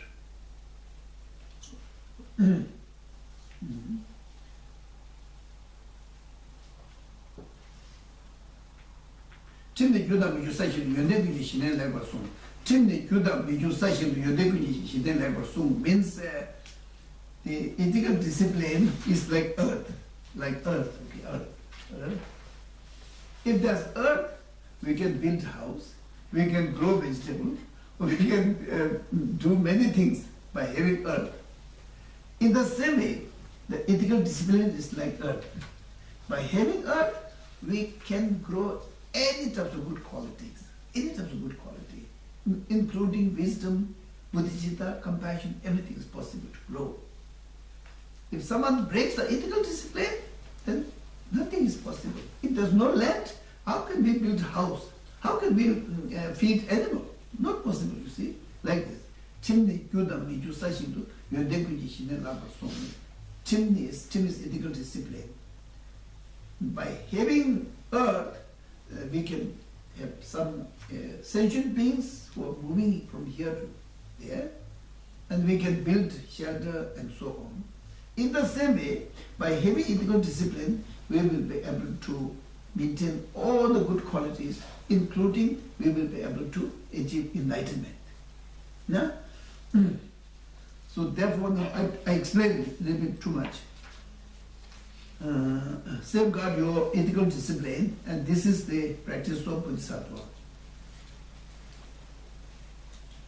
So ethics, in English language, ethics. What is the meaning of ethic in English language, ethic? Because I was asked to give a talk in Long Island University I think it's New York, Long Island University, many times. And the professor is called Bob Kisner.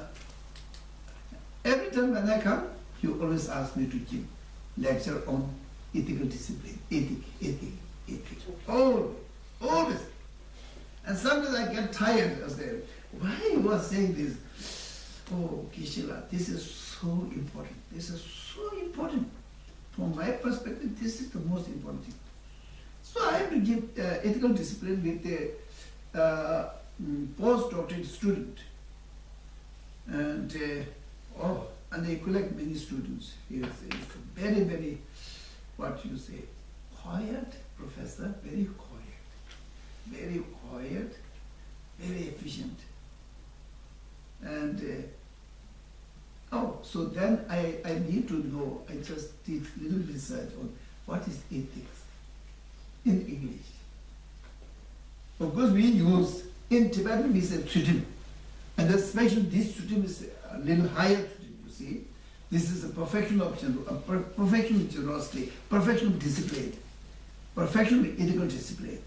The discipline which is practiced with the bodhicitta is called perfection of discipline. The generosity which is practiced with the bodhicitta is called perfection of generosity. Whatever generosity we give is not necessarily to be perfection of generosity. Therefore, this ethical discipline is practiced with bodhicitta. And then the result will be perfection, the Buddhahood. Okay? Therefore, these are called perfection of ethical discipline. Yeah. So, ethics. What do you think? In the dictionaries, ethic means living principle. Ethic means a living principle. Okay? Very subjective, not very objective, very subjective. Living principle. And living principle can be good, can be bad. Yeah. Those who are like, say, mafias, they have their own living principle. Drug dealers, they have their own living principle, you see. So therefore, not necessarily very good. But when you talk about ethical discipline here, especially in the minor tradition, and this is so much, okay, so big. The first 2 points when you practice is Dabdo Sheme. These are two first ones. Dabdo means that person who is practicing the ethical discipline of Bodhisattva, that person should not praise himself. He praises himself out of ego or something, he breaks the Bodhisattva's vow. And then out of anger or out of negativity, if that criticizes other person, also breaks the vow.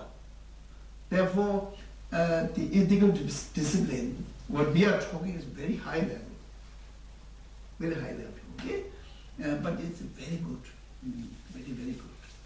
Very, very good. Maintaining this ethical discipline, not only for myself, okay? Maintaining this ethical discipline for the sake of every sentient being. Your eye should not steal. If I steal, I'm deceiving other sentient beings. Okay? If I indulge, like say killing, or any like telling lie or sexual misconduct, then you should not do this, because then I am deceiving the every sentient being.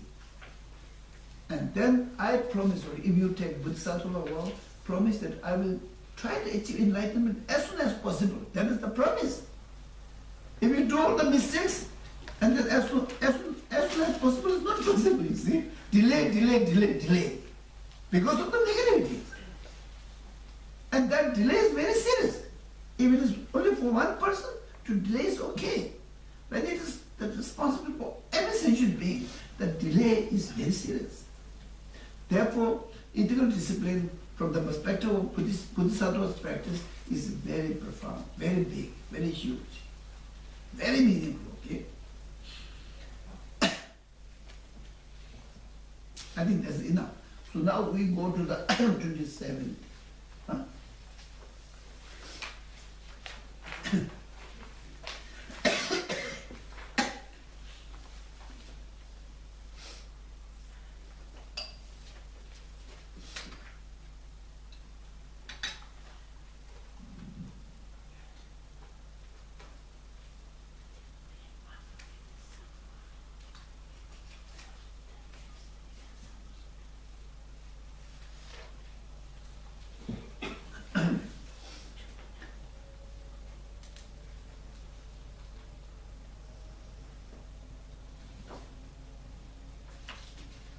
If I read the 26th, please, if you have any question, ask, okay? And also the 25th. Now we are explaining about the 6 perfections.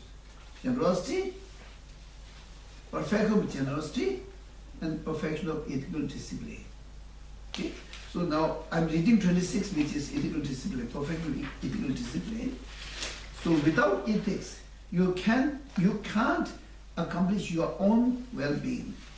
So wanting to accomplish others is lovable.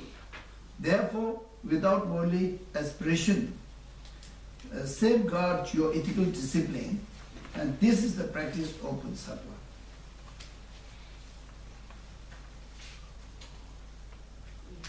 To understand English is easier for you, you see, but then meaning behind this need to explain a little bit more, so that this text is become more rich. Yeah. If you don't have any question, then I go to the next, okay? 27, 10. Yeah. The Bodhisattvas who want to wealth of virtues are to those, okay, I didn't explain this. Want to wealth of virtues. But the Bodhisattvas, they don't collect so much material virtues, okay? They want what? The inner virtues, okay? Precious virtues, those who harm are like a precious treasure. What is this? The Bodhisattvas who want a wealth of virtues, those who harm are like a precious okay, and in the neighborhood.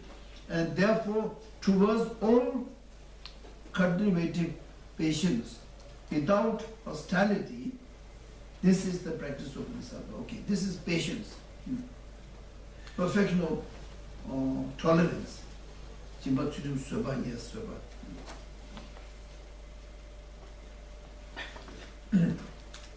Tolerance, not patience.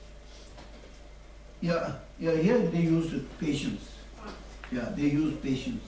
Yeah. And then tolerance is also used in many translations. Yeah. So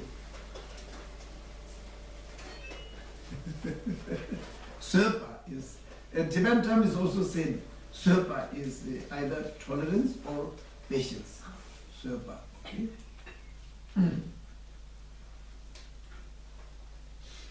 And now, maybe in this way,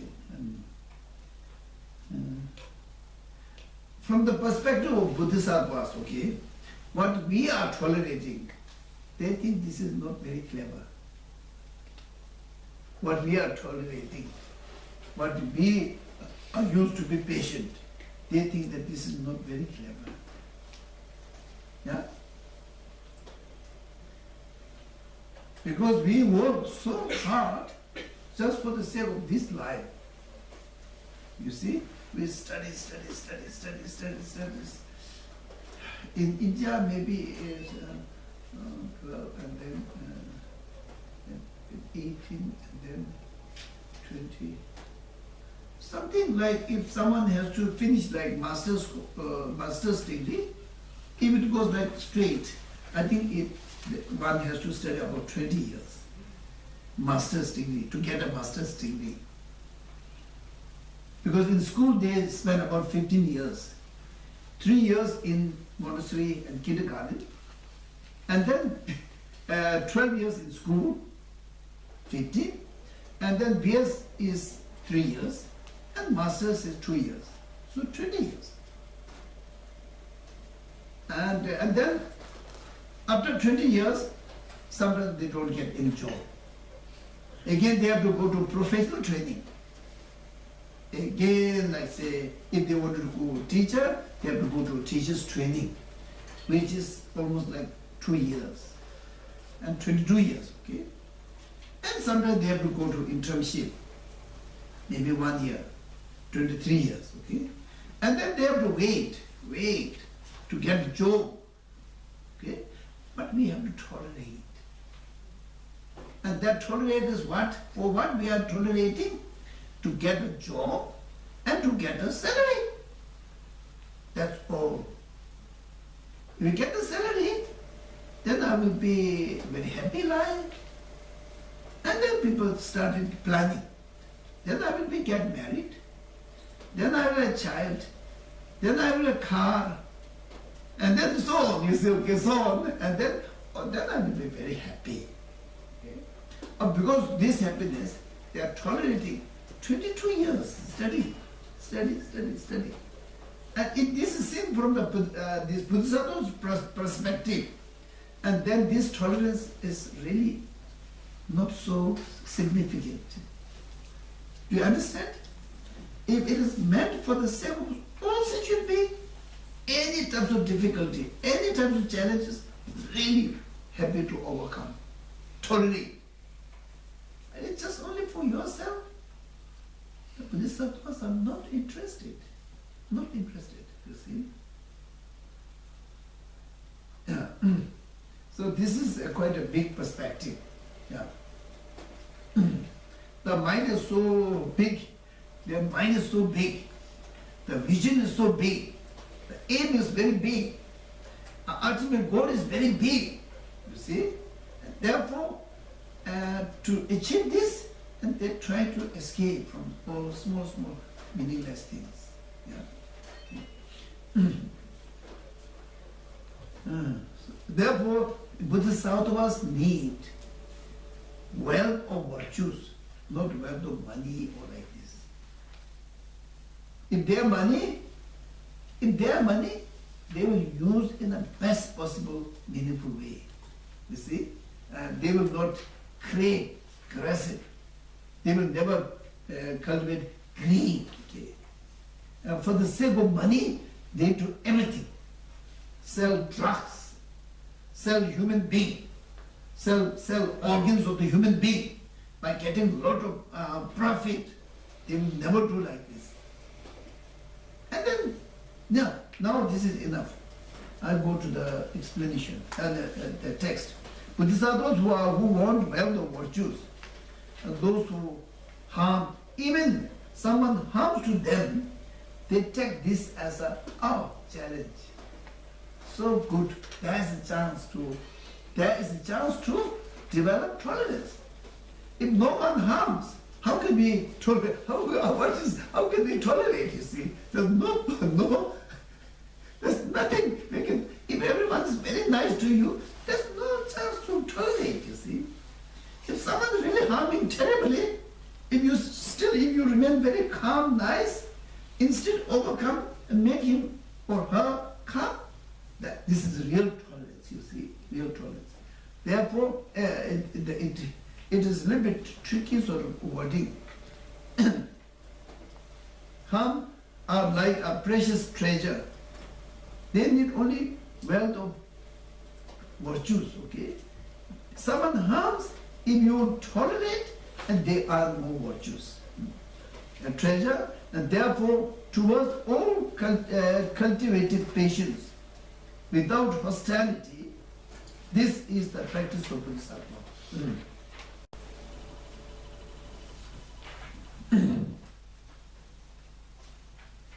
I think I explained. I think so. I thought of telling all those different parts of the generosity and then ethical discipline and all this. I think I don't do it. I think better to. We go back to generosity, okay? Sorry. I was planning in the morning and then all of a sudden my mind is not very clear.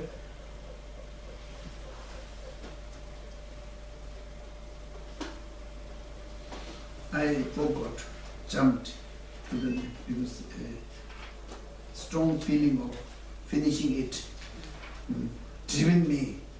So generosity. Generosity has three different types of generosity. Okay. First one is material generosity, which is called samsing jiba. Samsing jiba means material development. Okay, like giving food, giving medicine, giving shelter. And then also, like say, whatever material things needed, okay, like bed or clothes or food or drinks or all this giving out of bodhicitta. And that giving is a material generosity, okay? Material generosity. Shelter, food, clothes, medicine, all this. Okay, all these are material generosity, very important generosity, and these are, Buddha himself said, these are to be more practiced by the lay people. More appropriate by practice by the lay people. Okay, of course the monks, nuns are also allowed to practice. Yeah, three different. This one, okay. And then next is ethical discipline.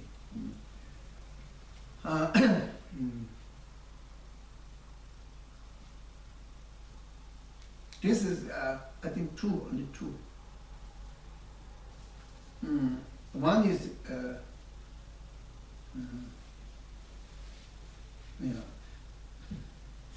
Gyalsay Churim, Nijo Donda Churim, and Sangpo 3.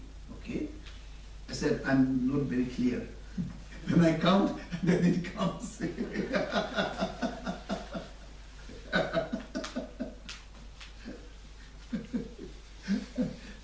I think planning can be very useless. Just going spontaneous is better. Yeah. So, first thing, the Bodhisattva, if someone is Bodhisattva and has to follow the ethical discipline, the first ethical discipline is Nyezho Donda Tsutim, means try to not commit any sort of non-virtuous action. Nyezho Donda Tsutim, okay? Nyezho is non-virtuous action. Domba means not to commit. Nyezho Donda Tsutim. Then second is Gyalsay Tsutim, means follow ethical discipline to accumulate as many merit as possible. Okay? And the last one is very important for the Bodhisattvas. Sangpo 3 means then follow the discipline how to help every sentient being without breaking the discipline. Sangpo 3 very difficult. We are not very clever, we make a lot of mistakes, you see. Yeah. Lot of mistakes. Still I make mistakes. So in the early, I made quite a lot of mistakes, thinking, oh, oh, then make mistake. So therefore, Sinjin Tujik Chudin means by knowing, by knowing what is really needed, and by knowing what is very important to that, by knowing exactly what is the help, okay? Guide. All this calculating and then follow the ethical discipline and help, then this becomes the ethical discipline for the benefit of all sentient beings. Okay? So, 3. Now, Sopa. Running a little bit too fast. I think it's okay. Yeah. Sopa is a little bit difficult to differentiate between.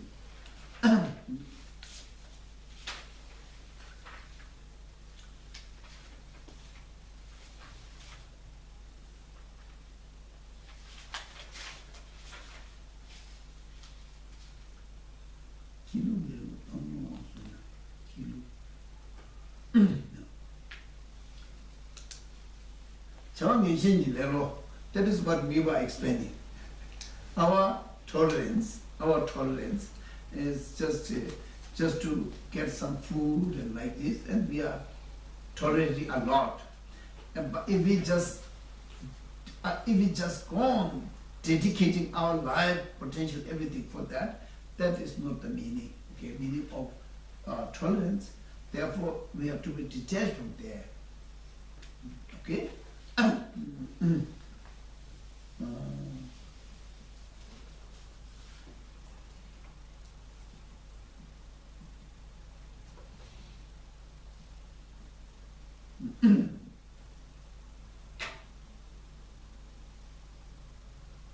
think I'm defining okay, yeah.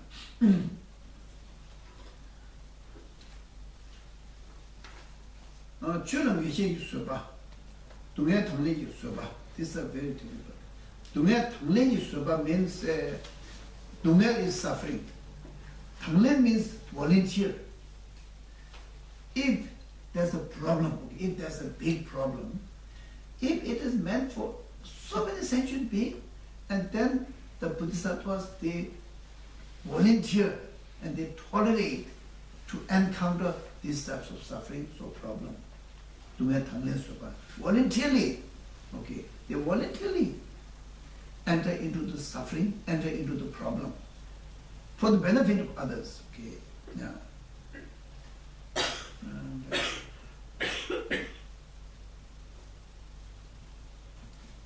Now I don't put any example.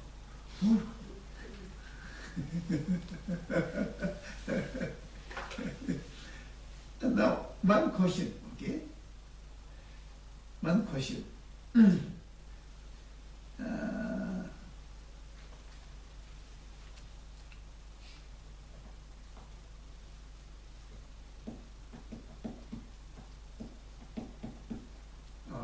Very simple question.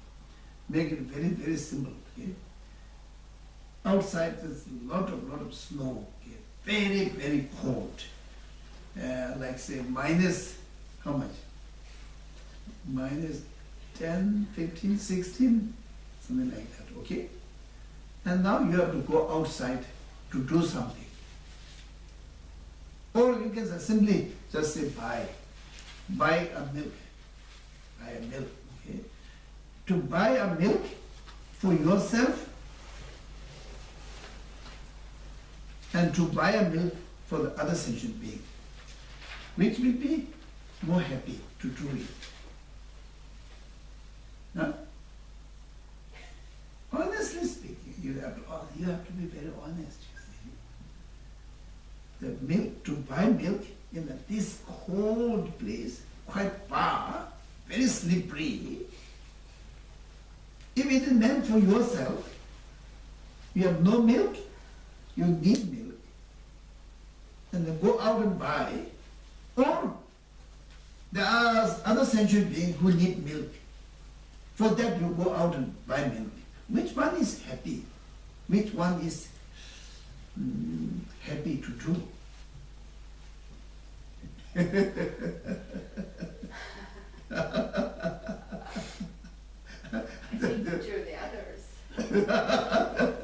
But that has to be the answer. But now I'm asking, what you feel? What you will choose sincerely, honestly. I wouldn't go out to buy myself milk, because then I should think, of 16 degrees, I can live without milk. But on the other hand, if I know it was a bunch of people and they really needed milk, I might go and buy it for them. That is situation. Yeah. That is not situation. That is not with motivation. Just only situation. Yeah. But then I don't know. Yeah. So any situation you can create, and then you can just give answer. Okay. Like say, if you have like 100 krona, are you very happy to use for yourself, or are you happy to use for others? Of course, the more, I wouldn't probably exclude myself, but the more. Why you are not excluding? I don't know, but the more that these 100 kroners will be, the more people that can enjoy them, of course, it's nicer. It's nicer to go out, it's more meaningful to go out in the cold if more people can. No, this is you are giving with the precondition. Oh, yeah. You are not giving the answer, your instinct feeling, you see. Yeah. So, but anyhow, you raise like this question, and then you will see the capacity of your tolerance. Yeah. So, I was explaining that Bodhisattvas are volunteer, okay? Any types of struggle, if it is for the benefit of other sentient beings, that will be the first priority to tolerate, encounter any types of suffering. Okay? Now, Chola Geshe Soba is like say, if there's a meaning, okay, if you understand the meaning of anything you do for the sake of other sentient being, and for that, any effort really has to put a lot of effort, still they will be happily, they put the effort. So now I go to the 8, isn't it? 28. Oh.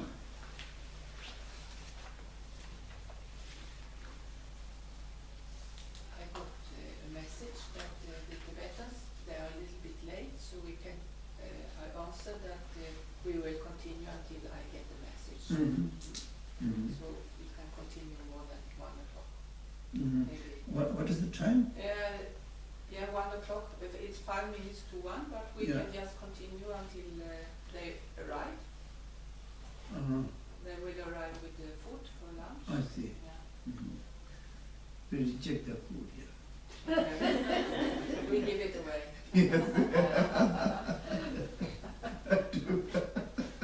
Who suffer?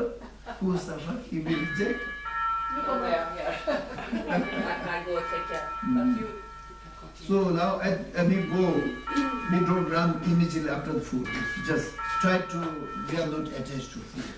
So we go to the 28, okay? And seeing even hearers and solitary realizers, and who accomplish only their own good, strive as if to put out a fire on their head. For the sake of all being, make enthusiastic effort, and the source of all good quality. And this is the practice of comparing, okay, comparing. These two, hearer and solidarity, these are the two practitioners, okay.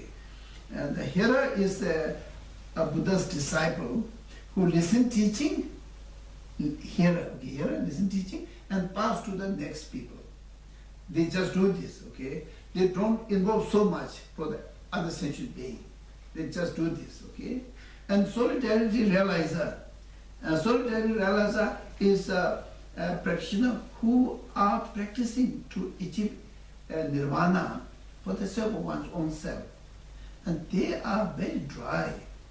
For example, like I said, if they want, at the end, if they want to achieve nirvana, they really want to achieve nirvana without any disturbance.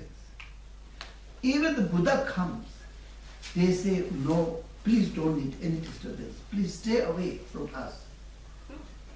They also pray that when we are about to realize the nirvana, I hope I will not meet Buddha. Because Buddha will ask them to don't sit like this, go and serve. Give teaching. So he will make a lot of noise. So this is not according to their mentality. Therefore, they really wanted to quiet, so to achieve nirvana. Then they stay in the meditative state of nirvana like many years, you see. Many years. Like, of course we say eons, okay. They can stay like many years. They don't need to eat like normal food what we are eating. They don't need. They just sit like this, meditate. No problem. So peaceful, so happy, no tiredness, nothing. You sit like this, the nails grow. Sitting like this, nails go this way, go this way. And hairs grow, and some hairs are just there.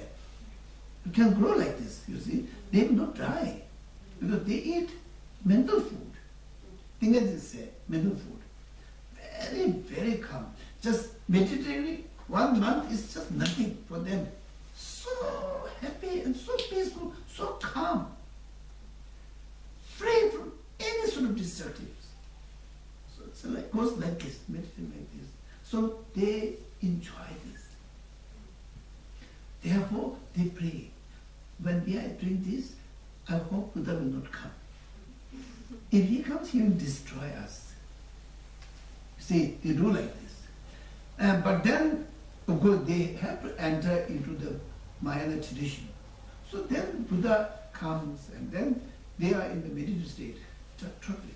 Then when they are in the meditative state, we cannot wait like, hey, I'm doing that. No, we are not allowed to do this.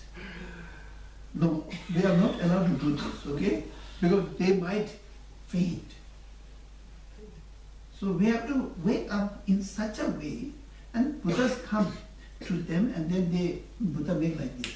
They here, like this, and then he says the word, say,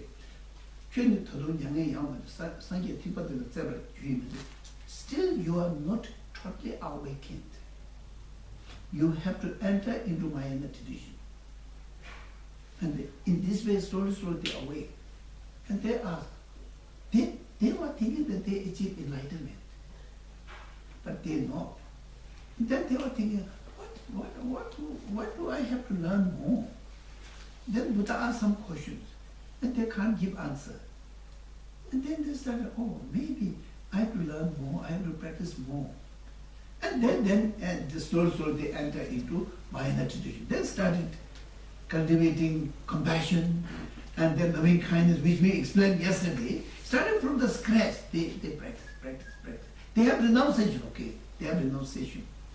And then they enter into the Mahayana tradition, and then, of course, it takes a lot of time because their mind is so used to that practice. To get out of this is very difficult. Yeah. Starting from the beginning, enter into Mahayana tradition easier than this. So, it is a little bit like story, isn't it? But I'm telling what I studied, okay? It's just interesting. When Buddha, like our Buddha, Shakyamuni Buddha, achieved enlightenment, and when he was coming towards Varanasi, at that time there was some solidarity meditators there, and they heard that Buddha came, and then they fly and they played miracles, you see, and they were burning on the top of the body, they are burning, and then on the bottom they are like releasing some liquids, and then fall down. So that place is called Tangsong. These days we call it Saranath. At that time, Buddha went. Those are solidarity of my many years practitioner. Yeah. So, just a story, okay? Yeah.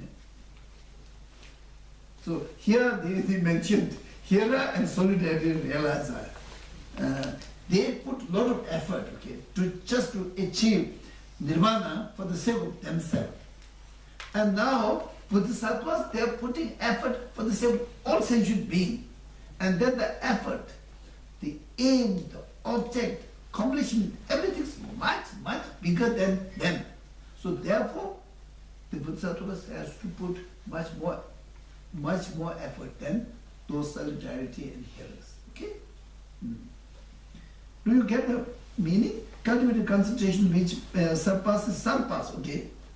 And the four formless observation of this is the practice of Bodhisattva. Formless observations. So there are three realms, okay? Three realms. Desire realm and the form realm and formless realm. These are like this, okay? So we are in a desire realm. And above this is the form realm, and then above this is the formless realm. The formless realm is only mind, sort of like only mind, okay? When they reborn, they're like mind. So desire realm, we say about 6, isn't it? 6 different varieties. Yeah, we talked. Higher realm and lower realm, we talked, okay? And then in the form realm, 4, and then within the 4 they divide. I think there are 17 different chambers, okay, levels. We say Samde Thangpo Niva Sumba Shiva, that is the main division for Samde Thangpo Niva Sumba Shiva. And after that, then the formless realm, and which has 4 chambers. Namgataya Namshite Chiame, Namgataya Namshite Chi, Namgataya Namshite Chiame, Siddhi, yes, 4. So these are, I think it's enough. I think enough. It's a very dull class. When we study about this, not very interesting. Not very interesting. Not very interesting. The class is called Samsuk Siddha. Samsuk Siddha is like a form and formless class. Study about this. When we study about the Prajnaparamita, I think they studied in 4th year, I think. Yeah. Now it has been gone that long. 81 I finished study. 20. Almost like 37 years, huh? Yeah, 37 years, long ago. I was able to count all the 4.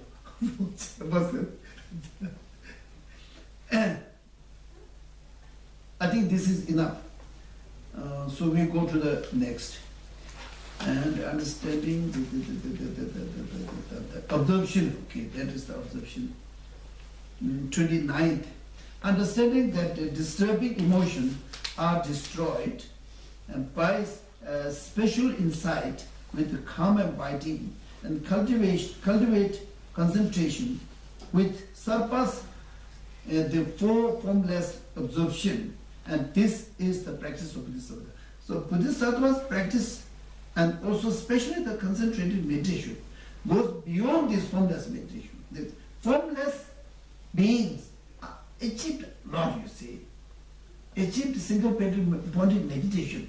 After that they can achieve.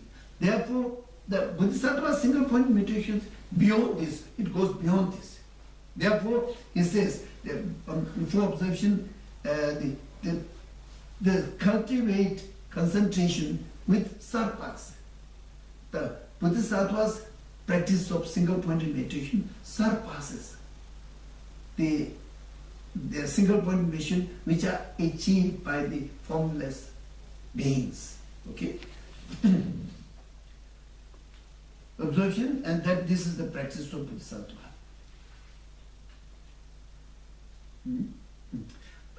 Why is single-pointed meditation so important? Okay. And then especially single-pointed meditation practice with Bodhicitta. Yeah. And single-pointed meditation practice with the wisdom.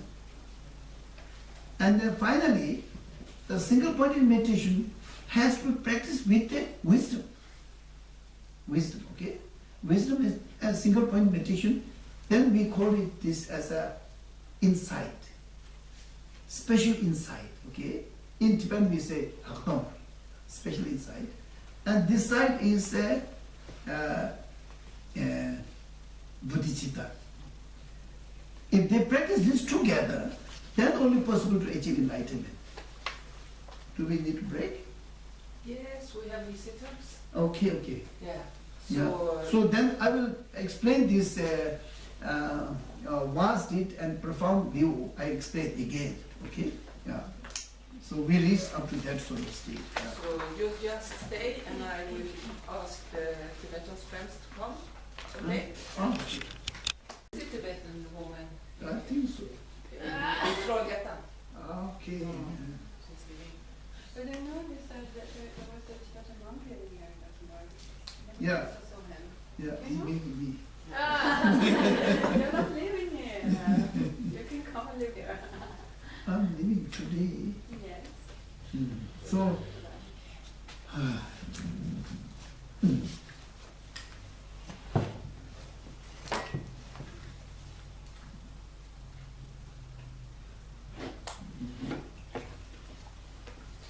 Absorption.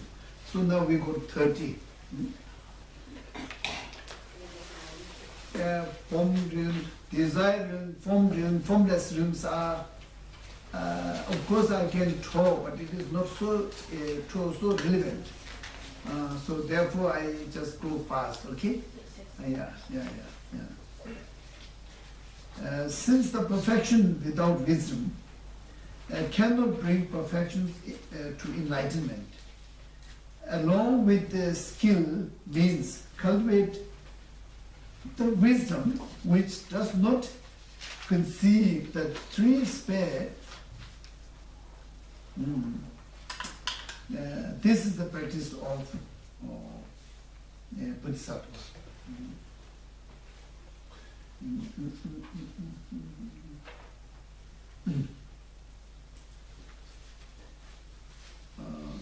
I think I promised you to talk about two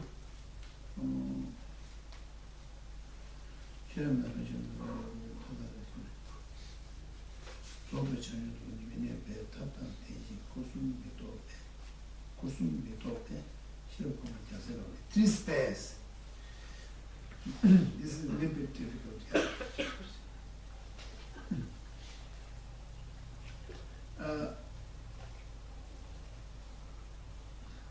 This 29 is more focused on the single pointed, okay?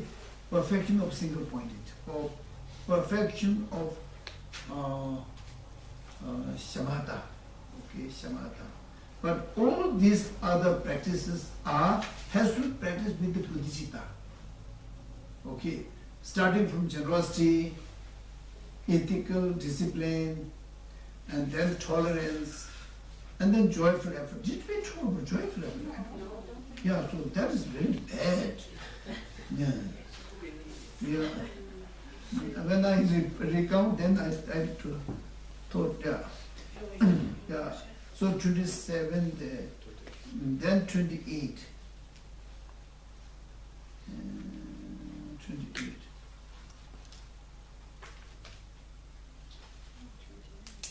Hmm. 27. 28. What? 28. No, we 29 we were. Yeah, 29. Yeah. Yeah, 29, yeah. Did you say anything about cultivate joyous effort? No, I didn't see. I didn't see. Yeah. Cultivate joyous effort is 20. Yes. Yes. Joyous effort, I wonder what it is in Swedish. I heard it, but I forgot it. Enthusiasm. But then we are at 29 now, yes. Oh, okay. I talked about 28, you see. Solidarity and then, solidarity and hero, completion, everything I taught, you know. No. That is one. And then We don't have this. virtues and harmony and precious and tolerance. And this is it. Chiba Tsurum Sopa Tsurum.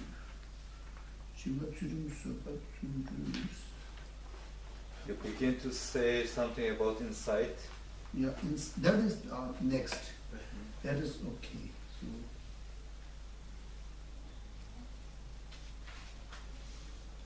patience,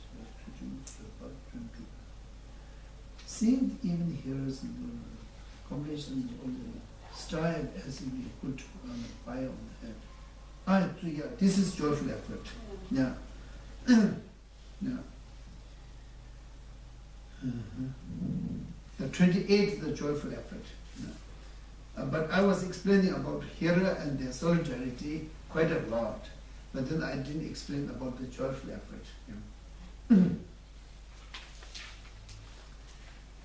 Here, even some practitioners like hearer and the solitary realizer, just simply to achieve nirvana, they are working so hard that even their heads are burning with fire. They don't have time to extinguish the fire on their heads.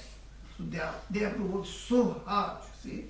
And then the goal is just to achieve nirvana. Okay? Now compare to this, and then the joyful effort, which is meant for every sentient being.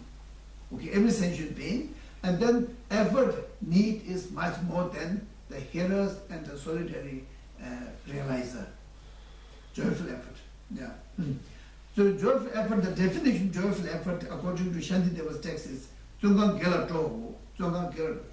Tsunju Kang, Tsunju is joyful effort. Kang, what is joyful effort? Then is Gela Toho means the mind which is so happy to do something related with the virtuous action. The mind which is so happy to do all the virtuous action. And then that has to be out of bodhicitta. And then it becomes the perfection of joyful effort, okay? Joyful effort. And then the joyful effort is explained in different texts in a very, very big thing, you see, big thing. One text which is in the 5th Dalai Lama, he explains that if we have a joyful effort, and then there's nothing which is not possible to achieve. There's nothing which we cannot accomplish or achieve. If we don't have joyful effort, okay, then we may think, oh, this is not possible for me, this is so difficult, and this is too hard, and this is so too long, and too complicated. All this we make excuses because of lack of joyful effort. If we have joyful effort, any types of problems or any challenge, okay, any type of challenge, even if it's very difficult, in the eyes of joyful effort, is nothing. So therefore, he says, Jiru Lalutang Yosuna, Lebe Chawagan do it. Teme, so much passion, means go to joyful effort. Even we think it's very difficult. Because of joyful effort, it becomes so easy. It becomes like peanut, you see. Yeah. As we talked about our mental set, okay, if our mental set is set in such a beautiful way, it can go like beyond our imagination, because mind has capacity, mind has a potential. Okay? If we lose our hope and if we shrink our mind, then oh, I can't do this. Oh, I can't do it. Oh, this is so difficult. Oh, this is so... And then our mind slowly shrinks, you see. In this way, many of the depressions and the committing suicides are coming from this, which I studied, with so many practical applications. And after sometimes I tell people who are planning to commit suicide, at one time 7, I have 7 who explained to me that they wanted to commit suicide. How and where and when almost like some of them are totally calculated. And the why? The biggest question is why? Most of them are, they are taking the problem in such a big and rigid and so strong. They perceive themselves as a no energy and so weak, very low esteem, no confidence. There's no self-trust. And then the problem is so big, one's own self is so small, no energy, problem so big, very majestic, and they feel that they will never be able to overcome. And then this becomes so weak, and then they decide to commit suicide, you see. And this I explained in many of my teachers, you see, because I really want you to know whether my way of thinking, because I have to deal with so many of these, you see. Even in the male, I have few. Today, and I don't know. These days, at least I have 2 or 3, you see. Yeah, dealing. And they are all, then they write. Even at the night, I have to write. I have to write, you see. One who has a like big disturbance with his Thogmay meditation. I think it came around 3 o'clock in the night, in the morning. And I already wrote the mail. Answered, okay, do like this. Before it was 3 questions, yes, 3 questions, which are quite okay. I already answered and it's okay. Now another question comes. Oh, man can step his son, and it disturbs my whole meditation. And I already answered. So like this, and really want to commit suicide. There are some people who are like cancer patients, wanted to make their life short with the help of doctor. Is it okay? Not? So many issues. So the worst issue is that the lack of understanding of impermanent nature. Impermanent nature. If you think the problems, if you think the problem from the perspective of impermanent nature, impermanent, then impermanent means it's changeable. It is changeable, okay. The problems are changing like this, coming like this. We have to give a push. We have to change the direction, you see. We have to put some effort to make it change to a better thing, you see. If we add some positive things in our thought, then the problem will change into better, lesser, lighter. If we perceive that problem so big, so huge, and then I always act, you see. In some place I always act. The problems are coming. Problem coming like this, and we become weak. So, you are so weak. I can't overcome you. And the problem makes, yes, okay, like this. When the problem comes like this, we also say, okay, come on. You are also impermanent, okay? You are impermanent. It is changeable. I really wanted to challenge. Come on. Okay, come on. I want to challenge. This has to be known that it is possible, it is impermanent, that all the problems, especially destructive emotions, has no logic. They are blind. No logic. They have no background of logics. Therefore, it is very, very easy to demolish. So by thinking this, of course, in some cases I was very successful in stopping the committing suicide. Of course, need to talk a lot. The main problem is the time. Time is the main factor. We were squeezed in time, and even we really like to talk about 2 or 3 days, because the most important thing, this I also shared with many of the psychologists, most important and difficult issue is to reach to the heart of the client.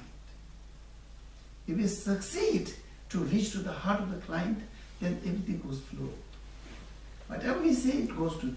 Whatever they say, it comes to us really clearly. Then there's interaction. Then it's possible to solve the problem. So therefore, joyful effort is to do something good. When there's some chance of do good, feel very happy. am very happy, okay. Nothing is difficult for the eyes of the joyful actor. And then, of course, there are many teachings like say, Simje Rere Chiyang Na Mebe Mena Kewa Kiru Nebi, Ningjimu Chanchu Turu Paji Zoba Chiyo, Simje Rere Chiyang Na Mebe Mena Kewa Kiru Nebi, Ningjimu Chanchu Turu Paji Zoba Chiyo, very big, you see.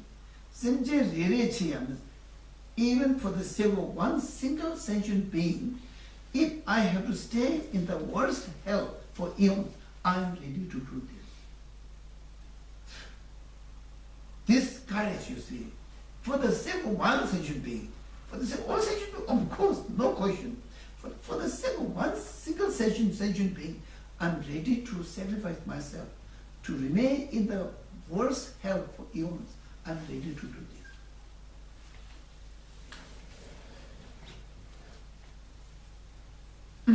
And there were any great teachers, you see, who have been wishing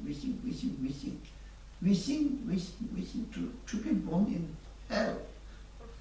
And on behalf of all the people who sentient beings who are suffering in the hell, they can be relieved. In place of them, I really want to be born in the hell. And then sometimes they say, oh no, I didn't succeed. I didn't succeed. Why?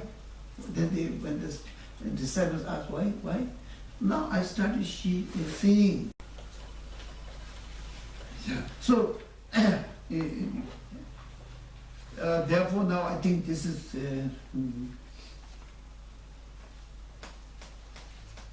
I think this is fine.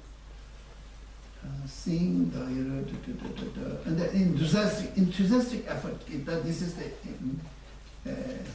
they didn't use joyful effort.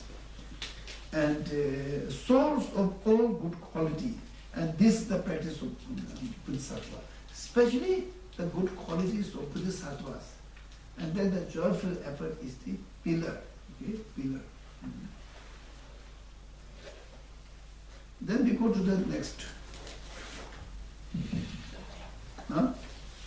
29. Huh? Is it good?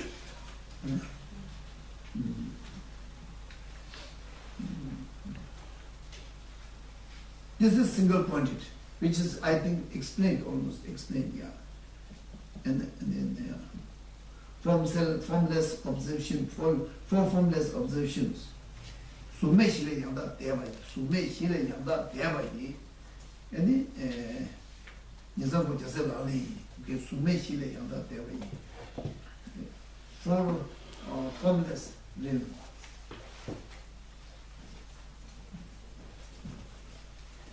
And then 30. One very important issue.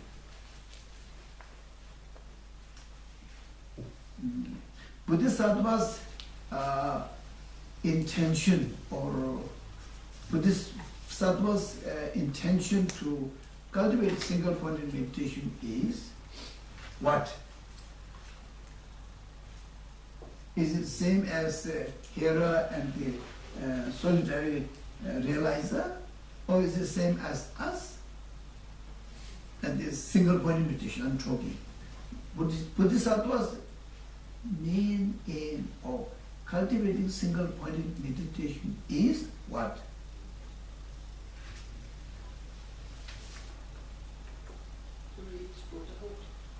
To reach Buddhahood, yes. Yes, that is okay. But then it has its own specific aim. To be able to reflect on the teaching and to meditate on the topics. That is very, very general. Yeah, very general. So now it is like this. Okay.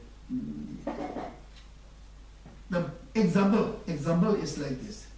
If I have a very sharp axe which cuts wood, axe, if I have very sharp axe and I have to cut a big log of wood, okay, if my hands are not stable and I cut, okay, I hit somewhere up there and sometimes I cut a little bit down there, and then to cut this log, it can take ages or it may not be able to cut. You see? It needs a very stable hand. if we hit, it just hit exactly on the same place where we have to cut. Okay? Then it will be cut within a minute. In the same way, we need to cut the destructive emotion, ignorance, and even the subtle level of obscurations, okay, very bad imprints. To remove this, we need wisdom, which we will be explaining next. We need wisdom. But just alone wisdom is not enough. Wisdom is a very profound, but wisdom, if it is applied or practiced with a single point of meditation, then it will go so sharp that it really hits to the target to remove obscurations. First, single point meditation, and then wisdom, and ultimately these two have to be practiced together. Together, okay? Which is called special insight. And this special insight has the potential to remove any types of obscuration. You see? Yeah. If this is not there, then it will not be able to hit or remove. Yeah. So therefore the importance. Now we go to the 30. Since the 5 perfections without wisdom cannot bring perfect enlightenment, along with skillful means cultivate the wisdom, which does not conceive the 3 spare. This is the practice of Bodhisattva. Okay?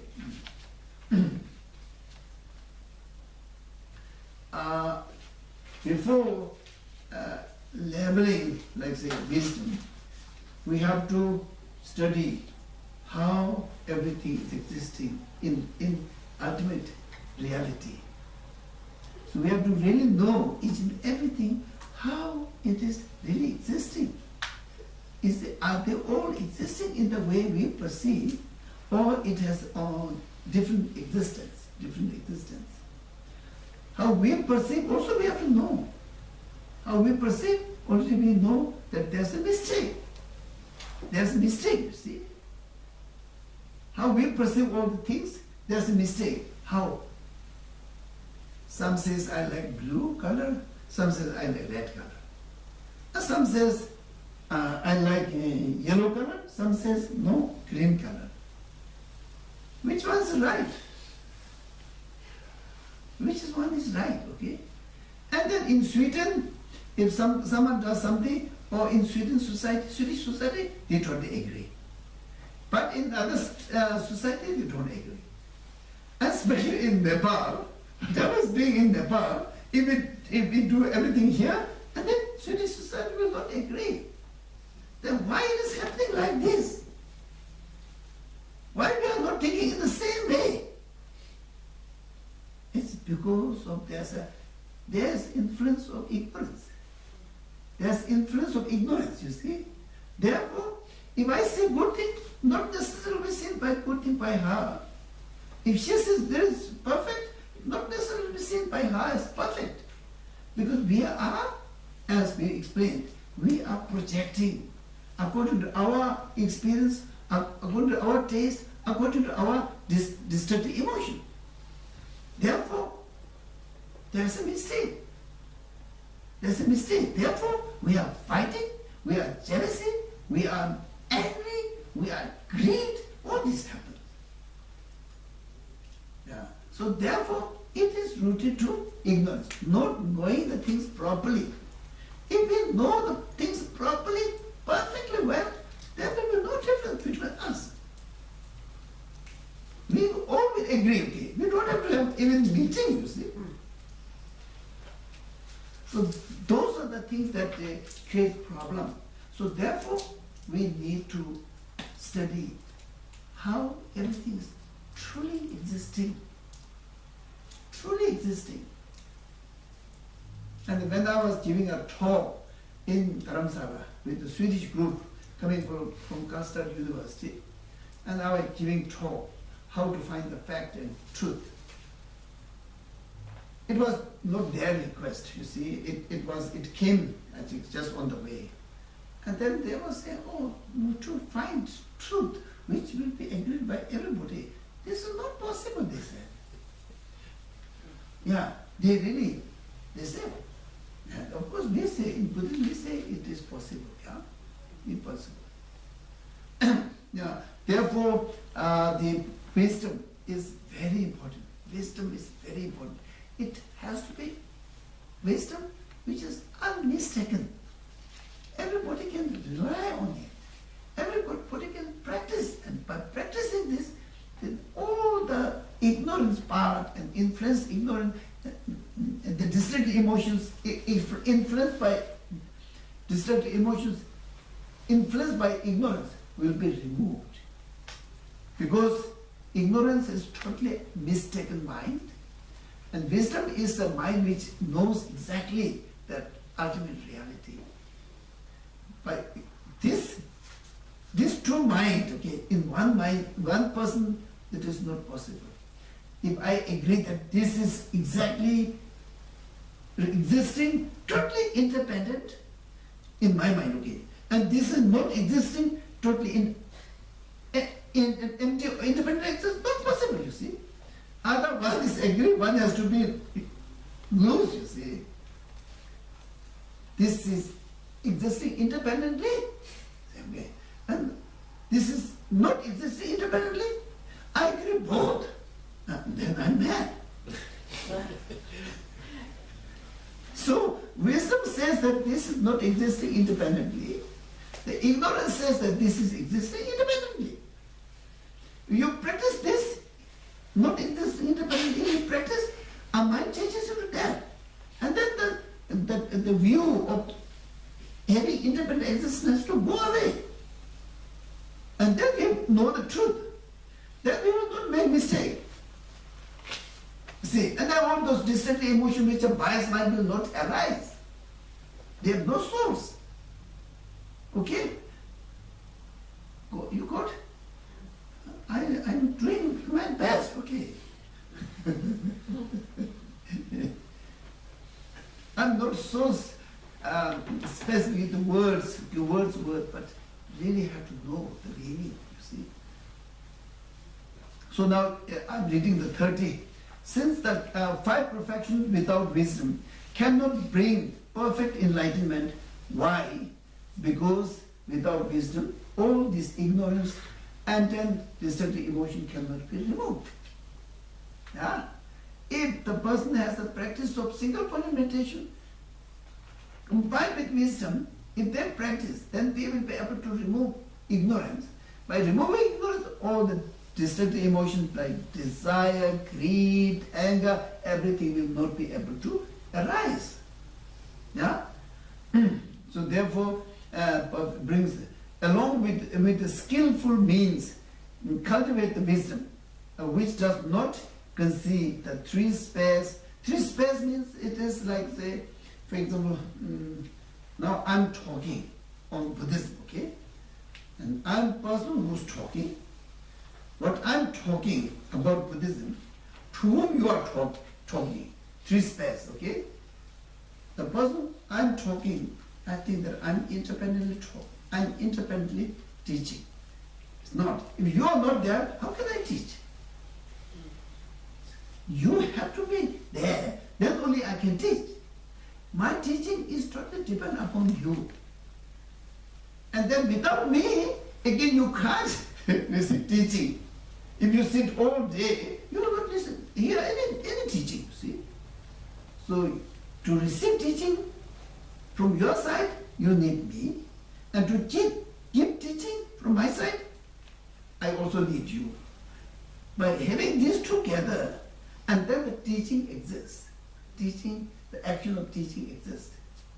So none of these 3 things, object of the teaching, and the subject of the teaching, and then the teaching cannot exist independently. This is happening, having all the 3 together. Okay? Yeah. Do you agree with this? Yeah. Of course, when I explain, it's quite easy. But when you see, quite difficult. Yeah, quite difficult. So let's three Spare, spares. yeah. That's object. Yeah, and subject and action. Yeah. All the three are not existing independently. Mm. This is the practice of Bodhisattva. Okay? And then among the six perfections, then everywhere it is mentioned that perfection of wisdom is the most important thing. Most important thing. And there's a Chidar Longwe Toku Dera to Videchi which is Chubay. Chidar Longwe Toku. All the other five perfections are like a blind man. Okay, blind man. And the wisdom is a person who has eye. If there are six people, if only one has eye, that having one eye can lead all the five together to the wherever you go without any mistake it can lead. So wisdom is like this. And then in Bodhisattva's way of life by Shangchen, there he says, Yala Tida Tanjin Tube Sharap to do. Yala Tida Tanjin Tube Sharap to do share. Then that is what is written. So actually he explains that all the other five perfections are explained or taught by Buddha mainly to cultivate wisdom. Okay? The main goal is to cultivate wisdom. For that and all the other five perfections are taught. Why it is like this? Because we all don't want to suffer and we all don't want to be happy. For that we have to remove the source of suffering. That means we have to remove the destructive emotion. And then to remove destructive emotion, we have to go to the root cause, which is ignorance. To remove ignorance, the only antidote is wisdom. Samsoma means compassion, loving kindness, all these cannot remove the ignorance permanently. Only wisdom can remove this permanently. So therefore, wisdom is very important. Among the six perfections, wisdom is considered as the most important thing.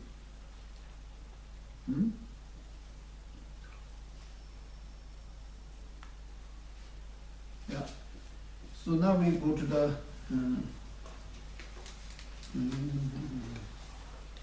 I think we will finish. 31.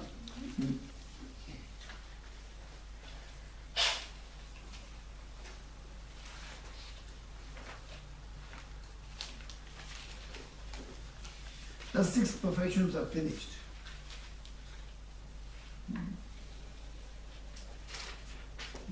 I think now it's okay, yeah? 31. If you don't examine your own error, you may look like a practitioner, but not act as one. Funny explanation. Therefore, always examining your own error and get rid of yourself, your error, and this is the practice of Bodhisattva. Okay? And this is very, very important. Like say, for example, myself, I'm Buddhist monk. Okay? And I'm also like a teacher. And I'm teaching to you. If I don't examine myself, what mistakes I'm making? Okay, am I really greedy? See, if I'm very, very greedy, talking about don't be so greedy is useless. I myself is very greedy, you see. All the people are not foolish. He's talking about reduce greedy, but he himself is so greedy. Useless, isn't it? So, first thing is, before I talk or teach, I have to examine myself. How much mistakes I'm making. I have to remove this, okay, or reduce this. And then if I teach this, then it makes more sense. In the long run, this will be much better, okay? So therefore he says, if you don't examine your own error, you may look like a practitioner by having this cloth, okay? Look like practitioner. But in reality, if you are making a lot of mistake, you are not practitioner. Yeah. Practitioner, but not act as one. This is very funny. Not act as one. Therefore, always examining your own error and rid yourself of them. Get rid of. Okay? And this is the practice of Bodhisattva. Yes, yes. I was just wondering if you have any tip to how can I examine my own faults without being self-critical, which I think many people have a big tendency to be. Self-critical. Yeah. And then there are many, many terms you see the psychologists use. Self-critical, self-abusive, and what? Self-inquiry. Self-inquiry is very good one. Not what was that they used yesterday?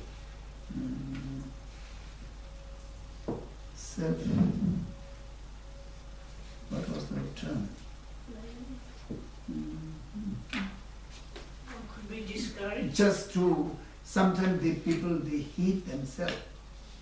Okay, hate themselves, abuse themselves, criticize themselves, underestimate because of these, and these are result of psychological problem, you see.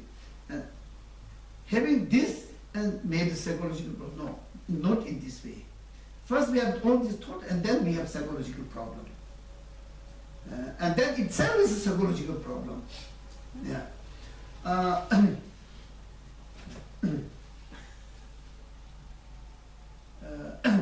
In Buddhism, we talk quite a lot. I think I also talked a lot about precious human life. Isn't it? Precious human life. You are born as a human being. You have a lot of precious. You have a lot of pressure. You have a lot of good quality. You have a lot of potential to do many, many good things. You can change, you can achieve, and you can do many good things. Means what? Increasing the self-trust, self-estimation, you see. But not in an unrealistic way. The problem in some place is that, for example, in the school, I always say that please try to give remarks as accurate as to the student. If he's good, you say good. Okay? If he's very good, you say very good. Don't use so much bombastic words, you see. He is good, you say excellent, you are so clever, you are so brilliant. And this makes ego. And they will never be able to achieve, then they collapse. You have to build the self-esteem based on the truth. And it's possible, but based on the truth, we can build very high self-esteem, very self-confidence. Just we don't have to build the self-esteem with a vague remark, like bombastic words, excellent, brilliant, wonderful, like this. No. That is what I'm putting example my philosophy teacher. Even we do really good things. If we show to him, he will go like, oh, that's all. Oh.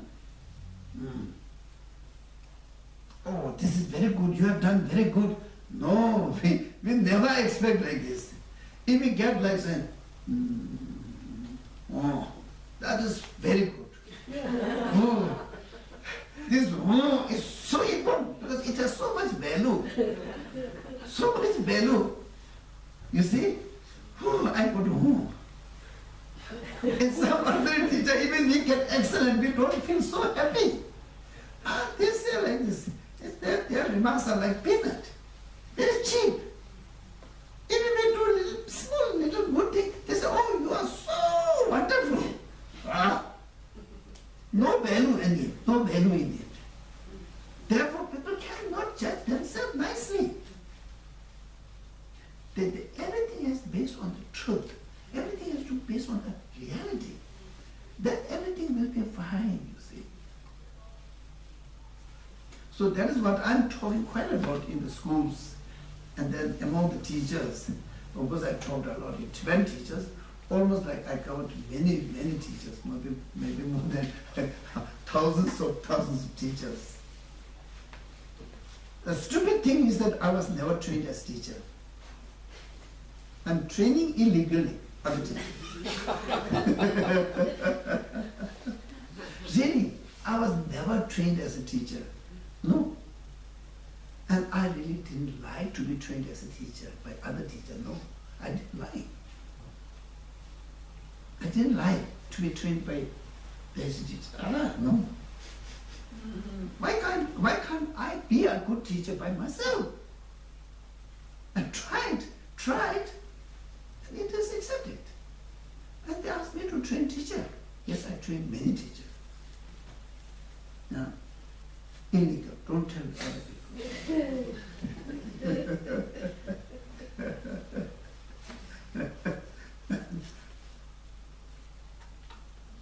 There are many things, okay, many things which we really need to sit down and talk. As soon as you have some problem, we just sit down and talk. How and where it is arising. Like say depression, stress, burnout. Burnout is making very big issue. The potentials are within the human being, not on the hand, in the hands of teacher. No, it's just there within themselves. Just only have to dig. You see. Every human being has a potential to be enlightened. You see. And why not to remove depression or stress? Do you get the point? Okay, just see. Okay, and therefore, we really have to practice and see how my state of mind, is it biased, not biased? Is it angry, full of anger, or full of desire, or full of greed, or full of jealousy, or full of ego? Is it not, or is it? That is the main thing we have to check. Even someone is full of all this destructive emotion, and they're talking with others, oh, he has an ego, and she has jealousy. Then what about you? What about you? No justification, you see. So therefore, this practice is very important. Okay, please. If we will have a chance to meet next year, and I'm going to check this. Okay. I don't know whether you will give me a chance to teach here or not, but if everything happens, then I will really check this. Okay. If you don't examine your own error, you may look like a practitioner from the outside, but actually you are not. Therefore, always examining your own error and to remove and get rid of. Okay, rid yourself of them. Not very good. Huh? This is the practice of Bodhisattva. Yeah?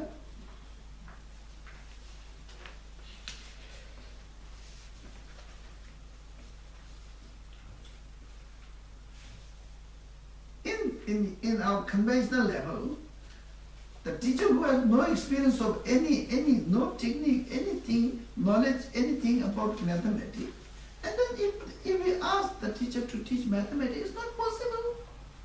In the same way, the teacher who has no experience of reducing their greed, and asking him to teach a teaching which will reduce greed is not possible. Okay? Now we go to 32. And what is the time? 3. We are very intelligent. Mm-hmm.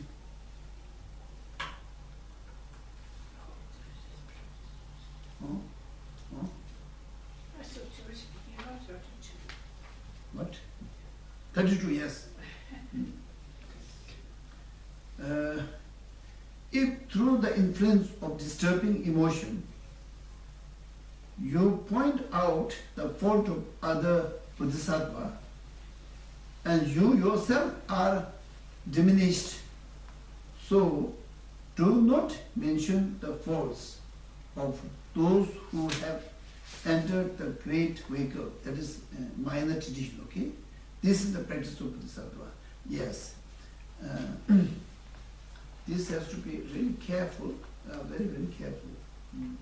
And then, of course, this is very important. And then today, more important thing is that by following Buddhism, we should not tell anything about wrong about other faith. Very important. Very important. Okay? Don't tell anything, or don't criticize other religion. Don't. If you really believe in His Holy Dalai Lama, and then you have his photo here, that means I believe that you all believe in His Holy Dalai Lama. You have a lot of respect to Dalai Lama. Therefore, your responsibility is to try to give his expectation, his hope, his wish. That is, he is trying to create or promote interfaith harmony, interfaith friendship, interfaith harmony. And then we should not talk anything, we should not criticize other religion at any cost. And he put a lot of explanation. He says that every religion on this planet has done a great job, and every religion is speaking about compassion, love, and tolerance, forgiveness. And this is a great, great message. Therefore, every religion serves like thousands of millions of sentient beings. Therefore, it is really pointless to say anything bad about any religion. Instead, pay respect. Pay respect, okay? Pay respect. By paying respect, there will be no fighting. There's no fighting, then there must be, like, slowly, the plant of harmony will grow. And then world will be more peaceful.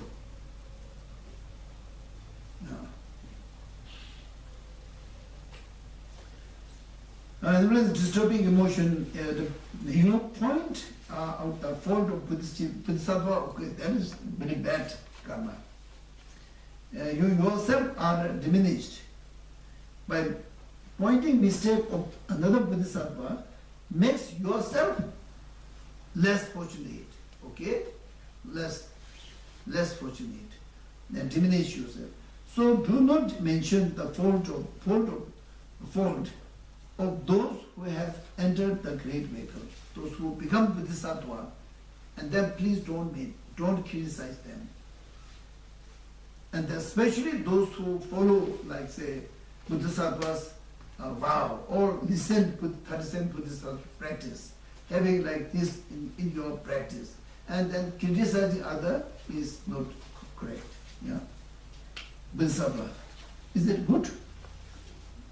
Now you are very quiet. Are you going to be burned out or? I'm burned out. No, I need something for my eyes because I cannot see anymore. Maybe we need to break. Yeah, I think so. Yeah. Just break. Yeah. Yeah. You break. Yeah, 3:30.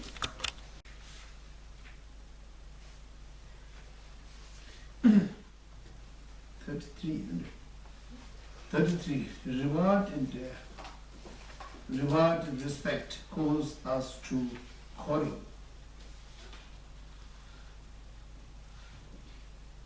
And make hearing, thinking, and meditating decline. For this reason, give up attachment to the household of friends and relation and benefactors. This is the practice of Bodhisattva. 33. Nigur Wanki. Pendri Tui Xing. Tresam Gombe Chawa Yamjula. 자시 김다 진다 김남도 잡아보면 계속 우리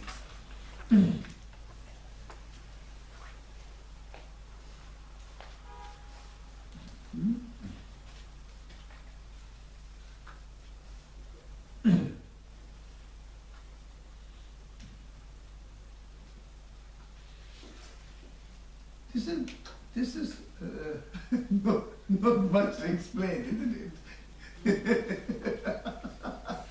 I'm thinking very seriously, but there's not much I can explain this. We know very well. Yeah, it's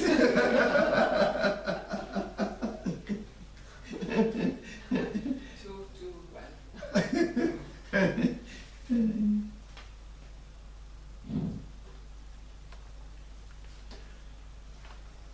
yeah. Oh.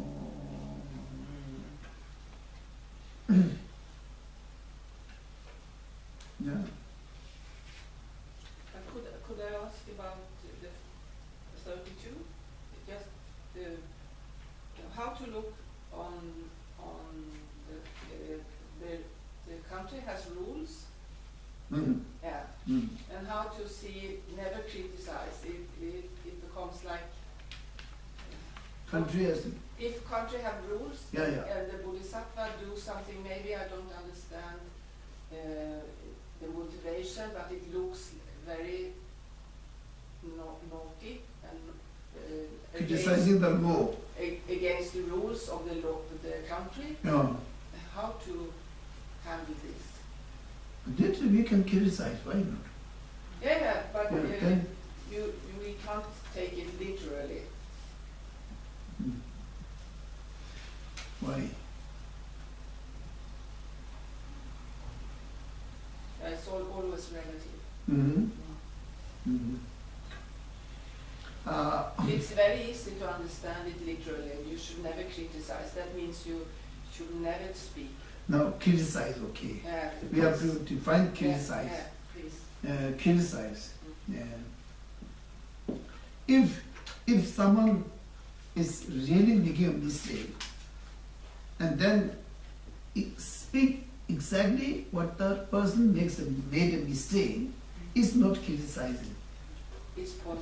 No, it's not criticizing. You see, criticizing means I have a like dislike or disrespect or jealousy out of this, okay.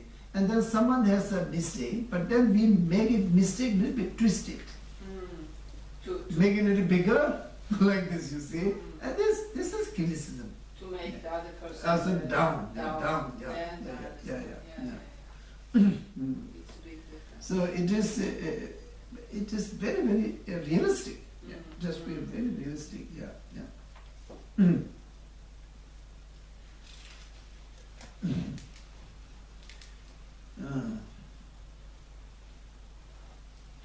Reward, respect goes as horror. And make hearing, thinking and meditation about Buddhism, okay? A Buddhist practice declines.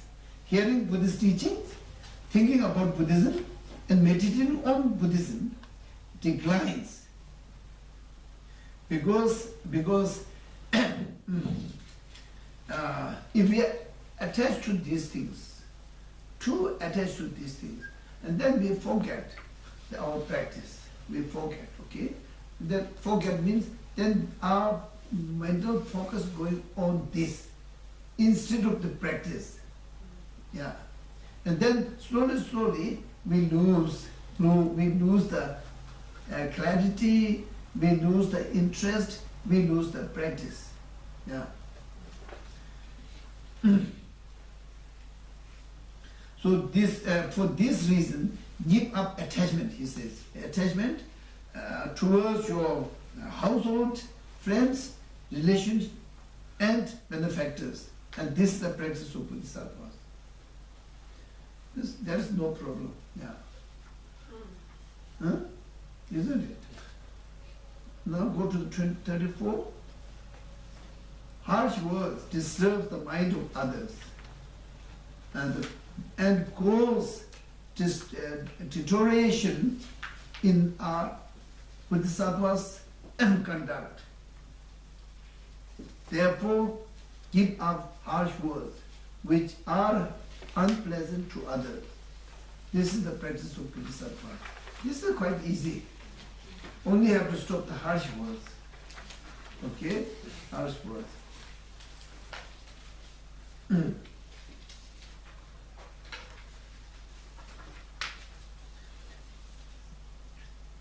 For example, what types of harsh words? To put somebody down, Like words, you have to use the words. I have to express it. Yeah. You're a donkey. Some people think that is You are very... saying to me? No. Of course not. But some people think that is very, very rude and Yes, yes. disrespectful. Yes, mostly yes, the number of harsh words, you see, they use like stupid. Many people use stupid.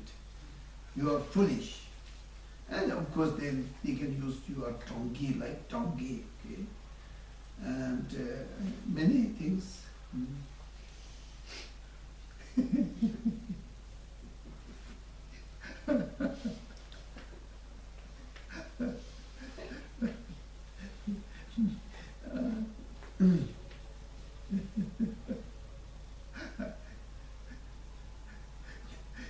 Once I asked my mother, this harsh words, Singhe, when we said Singhe, I asked her,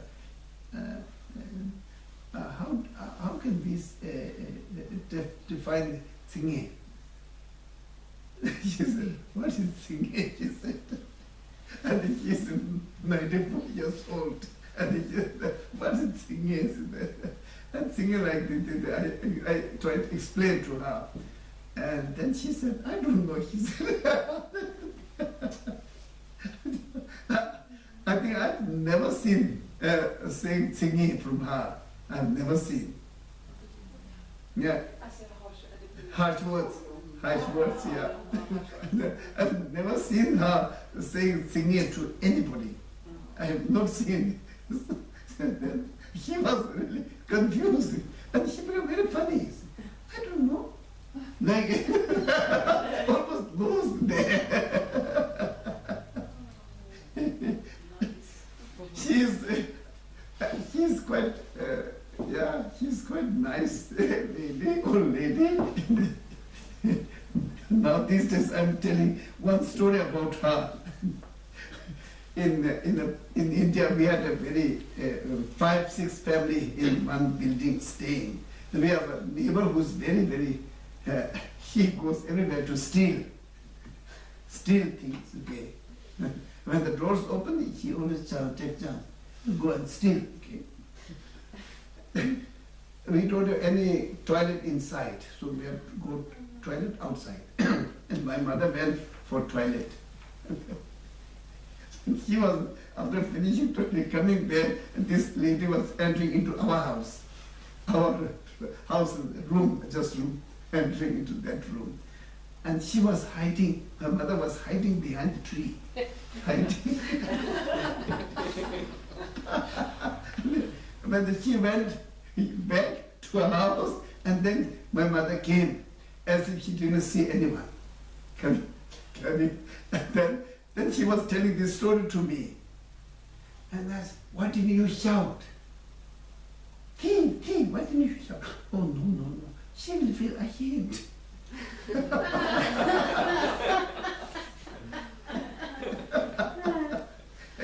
will feel ashamed. So she was hiding behind the tree till she would go back. When she went back, then she came out as if she didn't see. Okay. And then I said, if you steal something, then, and she said, what do we have to steal? Nothing. If she steals some pot, like utensil pot, and that we will see tomorrow.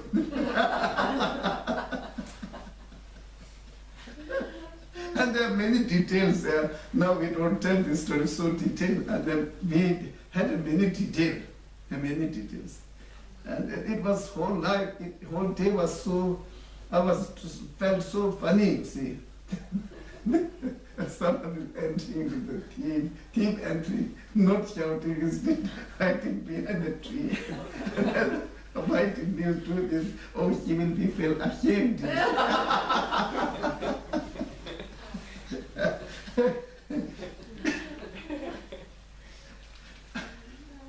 Luckily, I was brought up by that lady only. Yes, yes.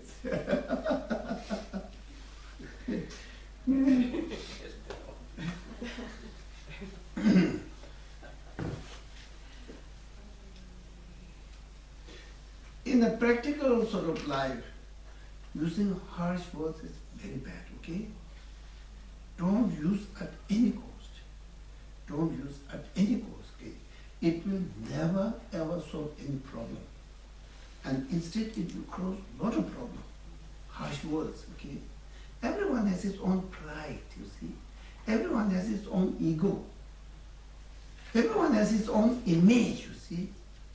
And then if you use harsh words, it really hurts the ego, hurts the feeling, hurts the image, and gets so upset inside the heart, you see. And it can cause more problems in the long run. Never ever use. It will not solve any problem. It will never solve any problem. It will increase problem. The calculation is this, okay? Don't use any harsh words, because it will never help anybody. It will increase the problem. It will never decrease problem. Okay? So at any cost, don't use any harsh words.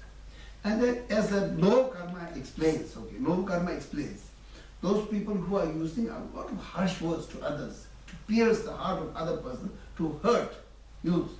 Next life, you will be born with very ugly face, really ugly. And I might have used some harsh words because I'm very short.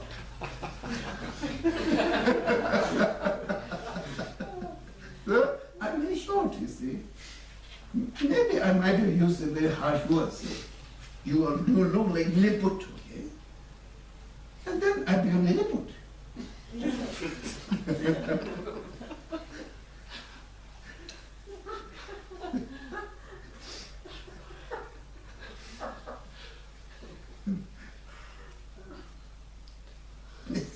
My mother always said, oh, you would have been a little bit taller.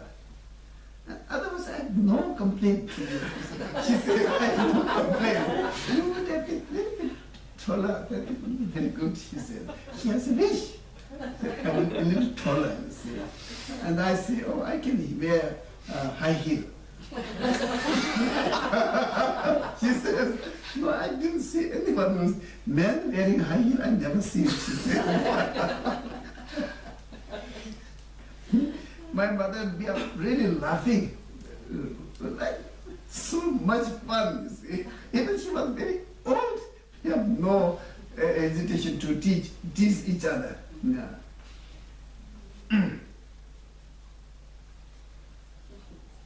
Another 36.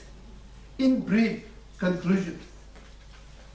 In conclusion, in brief, whatever you are doing, ask yourself, what is the state of your mind? And with constant mindfulness and mental alertness, accomplish others' good. This is the practice of Bodhisattva. Okay? Very practical, okay? All the time. And Atisha also said, when you are alone, watch your mind. When you are among the public, watch your words. Careful with your words, okay?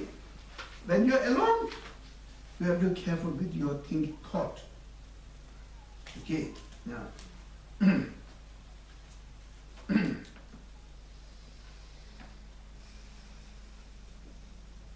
I think I told you the story of Milarepa, isn't it? No, I don't know. So maybe in short, I will tell this story because it's very important to Milarepa. Just hearing one story is really need a lot of karma. So I just tell. Once there was a nomad in the mountain. So they were in the nomad, okay, looking after many huge number of animals, sheep and like this. They were. And one day Milarepa goes from one place to another place, and one Milarepa landed there. And then they didn't know that was the Milarepa. So they didn't say anything, but Milarepa slept with the sheep, in the sheep yard, slept. He was sleeping. And then in the morning, as still Milarepa was sleeping, the sheep went to grass. And Milarepa was sleeping. Actually, he was not sleeping, meditating. And then the wife of this family came in the sheep yard, said, "Oh, are you still sleeping? You don't feel ashamed? Are you still sleeping? Even the sheep went to grass. And my husband doing a lot of meditation and prayers early in the morning. You're supposed to be a saint. You should have been doing meditation and like this. What is this?" She was saying very bad things to Milarepa. Milarepa said, "Oh yes. Your husband was doing meditation, prayer. I don't know. But your husband was killing a yak, and selling the inner part of the yak, feeding the family, and all the meat and the leather, all are sold to different people." And she was very angry because she didn't see her husband killing yak. She was very angry. And she went to her husband and said, "This man who's supposed to be Milarepa said that you killed yak and used all this. And oh, this is all-knowing one.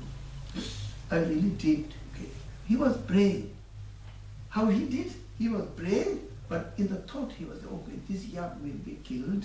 Now he's old, so we sold all the leather and meat we can sell, and interest in the part we can use for the family. And he was planning, okay, almost like he decided to kill the yak, sell this, that, okay. And Milarepa saw this through his meditation.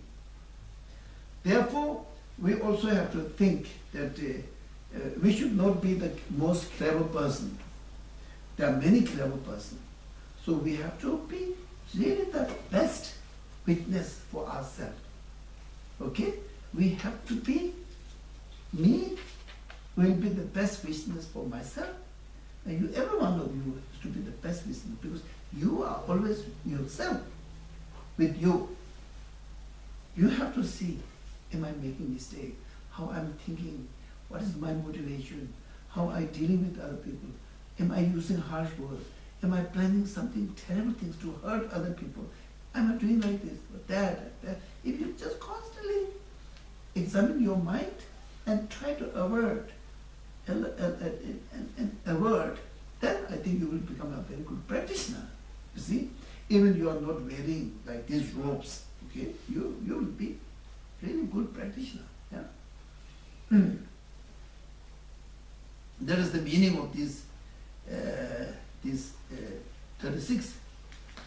And then 37 is that to remove the suffering of limitless being, understand the purity of the three spheres, and dedicate the virtue from making such effort to enlighten. And this is the practice of Bodhisattva, okay? And then this is very easy again. And whatever you aim to do someone, whatever you do as your doer, everything is interrelated, interconnected, and nothing is independent. By having this understanding that everything is empty of independent existence, and then by having this, and you will have less attachment, and then less disagreement, less ego problem, and less anger. Through this, if you practice, and then this practice becomes like Bodhisattva's practice. Yeah? Remove the sufferings of limitless being, understand the purity of the three spheres.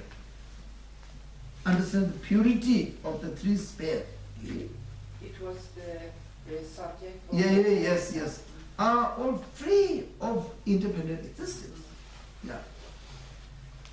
And dedicate the virtue from making such effort to achieve enlightenment for the sake of other sentient being, and this is the practice of Bodhisattva. So 37 is done. Now we will. All others are quite. I think we skip one. Huh? 35. Huh? 35? 35 I didn't eat. No. Habitual. Oh, I think so. Habitual disturbing emotions are hard to stop through concentration. Armed with antidote, the guard of mindfulness and mental alertness destroy the disturbing emotion like attachment and advance as soon as it arises. And this is the practice of Bodhisattva. We almost done this, but still you can say, that is the, I think, main text. If you get, for example, we had some discussions, okay, with some psychologists coming from Denmark. They were saying that if you are angry, it is really good to express the anger. Even by hitting pillow on the wall or somewhere, okay? And this will release your anger by expressing. Or say, like this. Okay? I say this is not okay. If you express anger or any sort of destructive emotion time to time, then you will get a habitual, okay? You get a habit. And then you will not, instead of removing anger, you will get more angry because you get a habit of getting angry. So therefore I say, and of course psychologically it's not okay to suppress anger. That is absolutely, I agree. This is not okay, this is unhealthy. But then how we remove the anger? We analyze the anger, where it is coming from, why it is coming from, how it is coming from, what is the impact of anger within yourself, and then if you out this, what will be the result of this? By seeing all these defects, mistakes made by anger, and then you slowly think that, oh, I don't want to get angry. That is not suppressing, but it's analyzing and then fighting as using by antidote. So therefore, this technique is the best, okay? If you hit pillow or do like this, and you get habitual. So therefore, here also says that any destructive emotion arises today, and try not to arise tomorrow by analyzing, okay? By analyzing, thinking how bad it is, how unhealthy it is, how much hurt it is, all this thinking by this and thinking this, then slowly if you go on thinking this, then you will say, oh no, I don't want to get angry. You see, and this is not letting you to get habitual to angry. You get right? Yeah. So this is really important. If you get habitual of any destructive emotion, then to remove this is very difficult. And it becomes so sticky, almost like inseparable to our life. It becomes inseparable. So therefore, as soon as it rises, just say goodbye. Don't stay with me. Don't stay with me. And that is the most easy. And also, you will not get any sort of habitual of getting angry or attached. Yeah. And then you get a power, okay, energy. As soon as destructive emotion arises, oh, I succeeded that one. Now I succeeded this one. Oh, today it will be peanut. I can keep them out. Yeah. If you don't fight, just wait today. And mostly the desire. Anger is also come, but desire is very bad. Desire, attachment. It stays, okay? Attachment towards drug, attachment towards alcohol, attachment towards friend. So many things, you see.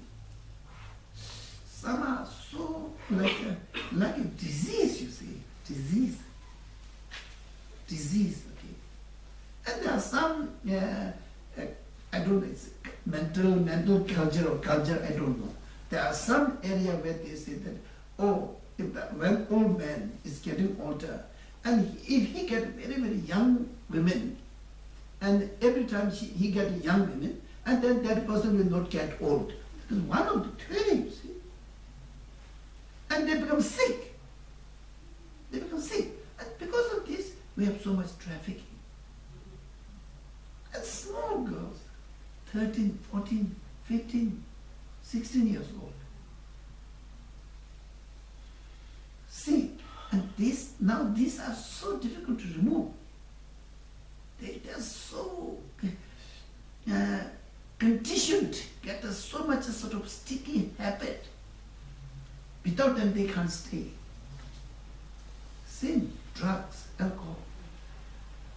Yeah. So therefore, he says, don't let the destructive emotions stay in your mind. Even a small fraction of a moment, don't let it stay. As soon as it comes, avert it. Remove it. Okay? And that's much easier. If you say, oh, this is good, then this gives a taste. And I want to do, oh, this is so good, what wonderful. Oh, then you will be ruined. Either drug addict or alcoholic. And then also so many bad things happening, you see. Oh, unbelievable.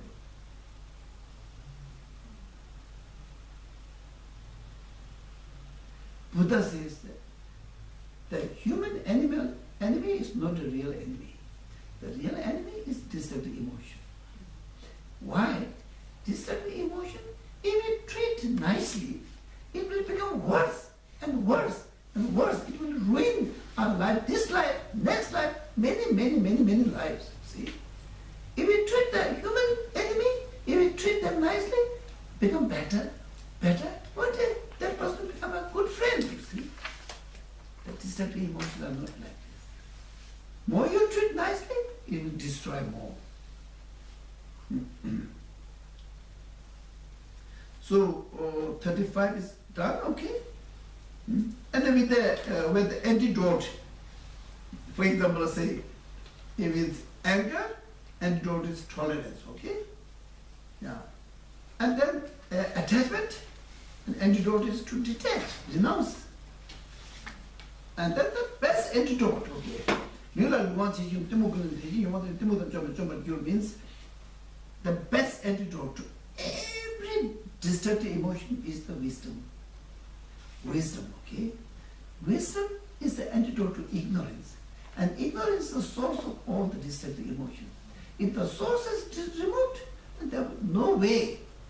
If the father, mother is not there, there's no children, you see? It's like this. The best antidote is to cultivate, to try to understand the ultimate truth and develop wisdom. And then you will be able to remove ignorance. And then no other destructive emotion can grow into you. Yeah. Oh yeah, no, finished. I think so. 7th now, 37 finished. Yeah. Now then we read this, all the others are like conclusion. It's like a conclusion. And this is the practice of Bodhisattva. For all who want to train to the Bodhisattva's path, I have written the 37 practices of Bodhisattvas, the following what has been said by excellent ones like a Buddha, okay? Buddha. What is explained by Buddha? Now, on the meaning of sutra, tantra, and treatise. Whatever Buddha taught, okay, related with the sutra or tantra or any types of other treatise, whatever is explained in Buddha's teaching, this Thogmay Sangpo tried to condense this in this 37 practices of Bodhisattva. Though not poetically pleasing to scholars, Actually, it's a very good point. But these great teachers, they never say, I did very good. No. They always say, I did a little bit. I made a mistakes, but please pardon me, like this. But here's he also say, though not poetically pleasing to scholars, owing to my poor intelligence and lack of learning, I have relied on the sutra and words of the excellent. Words of the excellent means words of the Buddha. Excellent. So I think these Bodhisattvas practice are without error. Not because of me, because of the Buddha's teaching, where he referred, okay? And he is believing that there is no mistake, error. However, as the great deeds of Bodhisattvas are hard to fathom, hard to think for one of my poor intelligence, Bodhisattvas practice, or Bodhisattvas way of thinking. Just Bodhisattvas dedication prayer has 100,000. 100,000 dedication. Just Bodhisattvas dedication prayer has 100,000. Which is explained in Buddha's teaching. I think it has 4 volumes, okay? No.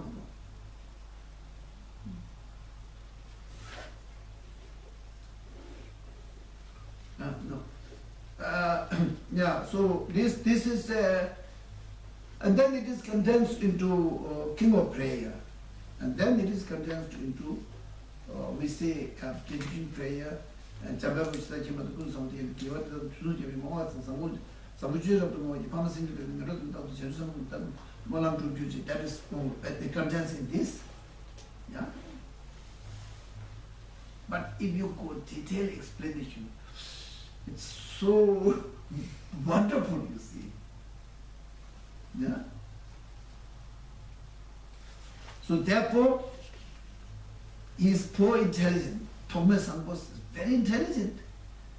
But he is saying that my poor intelligence, to not to be so egoistic, and to show others to be more humble. You see, to show, oh, this great teacher, he says that my lack of intelligence and my lack of experience, he said, then what I am, I'm just nothing, okay? And it decreases the ego. Intelligence, I beg that excellent to forgive all my faults. On the explanation that is sent back. Such as a contradiction and a non sequiturs. I don't know. Yeah. Contradiction. Through the virtues from this way, this may all beings gain the ultimate and conventional Bodhisattva. Oh, this I have to explain. I promised to explain in the morning, but then it didn't happen. And thereby become like the protected Gyalsay, who dwells in neither extreme, nor in the world, nor in the peace. Not in the world, nor in peace. Yeah. This is a little bit difficult. And this was written for his own and others' benefit by the monk Thogmay, an exponent of scripture originating in a cave in Ulju Rinjen Phu. Ulju Rinjen, actually Ulju Rinjen Phu cave. Can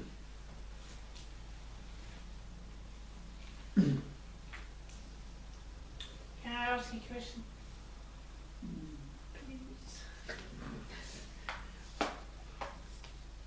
To gain ultimate and conventional Bodhisattva. Yeah, I think I thought of it here. I was just wondering here, the very last sentence. May all sentient beings become like the benefactor, Avalokitesvara, who dwells neither in the extreme of samsara nor in that of peace. So why does not Shenrisi dwell in peace? Is it because he's always working for this all this program? Program in the no, it is not talking in this way. It is talking that either it's Avalokiteshvara or his activities. Okay? Whatever is not neither exists independently nor exists independently. So it is like saying it is explaining the true extreme existence, which are very bad. Yeah, very bad. You see. Yeah, yeah. If I say, okay, this now these days we have all these questions, and we talk about existence of beginning. You see, and there are many who says there's a beginning. Okay, and if we start saying beginning, and then we have to point, okay, this is the beginning. And if this is the beginning, then where is this coming from? And then we have to say that it is not coming from anywhere. And then we have to say, then how can it come into existence? We have no answer. You see? If we say, yes, it exists in this age, and where it is coming from? It is coming from other factors.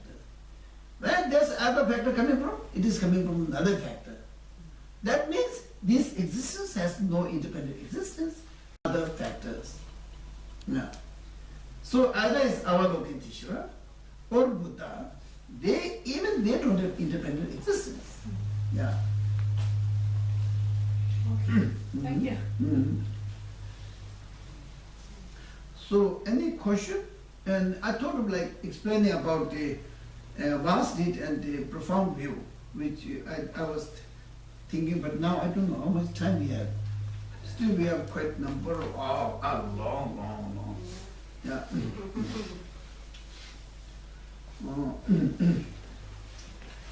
We talked about Bodhisattva, we talked about compassion, we talked about loving kindness, and then we talked about the 6 perfections.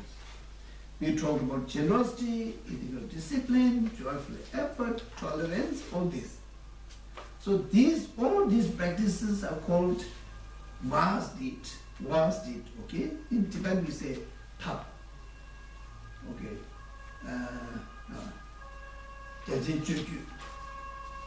And then on the other side, the wisdom, okay? The only wisdom, which is practiced with single-pointed meditation, the wisdom, okay? And that is called profound view, okay? And these two practice, which is vast deed, which is practice of bodhicitta, practice of compassion, practice of loving kindness, practice of generosity, all these are called vast deed, okay? Practice of this, also in the early stage they call this as a method, okay? They call method. And on the other side is the wisdom. There is the wisdom which is understanding the emptiness, wisdom. And these two practices should be practiced in such a way that it will never be separated. Why? Because to achieve Buddhahood, these practices are so important, like 2 wings of the birds. If one wing is not there, these birds will never cross the ocean. If the birds have 2 wings, then it will easily cross the ocean.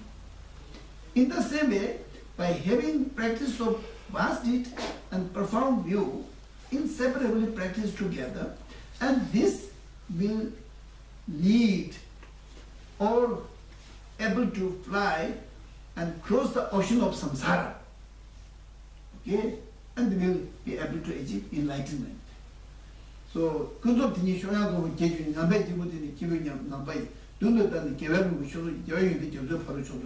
that is how it is explained, okay?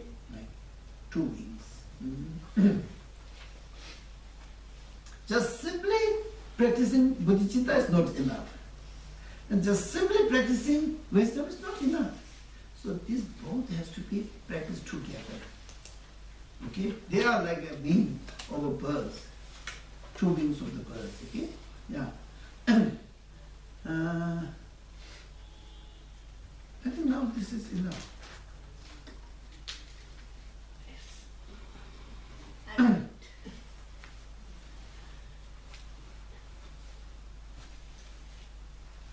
I want to note your last sentence. It was very nice about the rings. I heard it before, but I'm afraid to forget. Okay.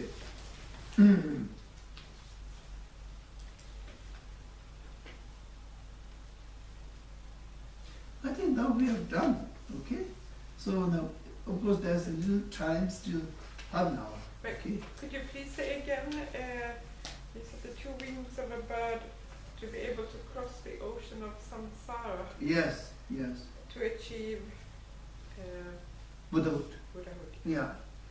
To cross the ocean of samsara, or to cross the ocean of obscurations, okay, and then to cross the subtle level of obscuration. In Tibetan we say shitib and the nyetib and the dibani, we can use the term so exactly. Now still in English, some people use as an obscuration, and some use as an obstacle, and therefore it's still not so clear. And I examined both the term, which has not even the close meaning of shitib and nyetib. Yeah, nyetib means disturbed emotion, and then it's imprints. Shitib means obstacle to know everything. Obstacle to know everything. She is to know. Dip is to obstacle. Yeah. So why we don't know everything? Because we have obstacle. But these obstacles are possible to remove. Yeah. Yeah.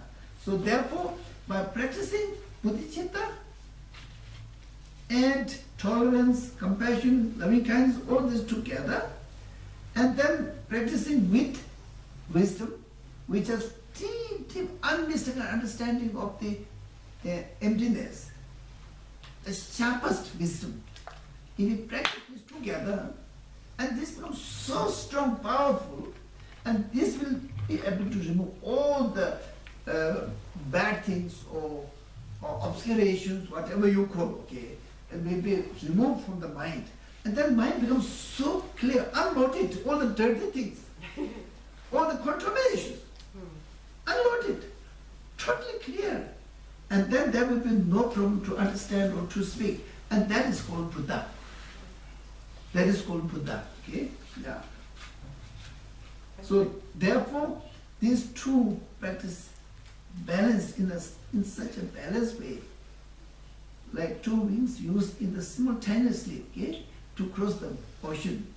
In the same way, the Bodhisattvas has to practice method and wisdom together like two wings. Then it will be able to cross all the defilement and obscuration. Yeah.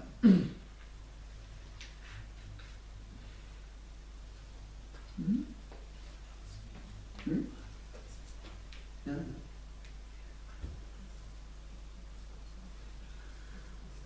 It's not possible. No. You can, yeah. I see. Yeah, I will explain. Yeah, I will explain. Yeah. Of course, in the mail, he wrote me that it is possible to give Bodhisattva's vow. And then, of course, I thought quite a lot when I was in Dharamsala. And then it is quite difficult. And I thought of explaining. And to me, to cultivate bodhicitta by ceremony is quite easy. da da da da da da, you say da da da da da da, I say da da da da da da, you say da da da da, and it will take maybe 15 minutes. After that 15 minutes, how can you achieve bodhicitta?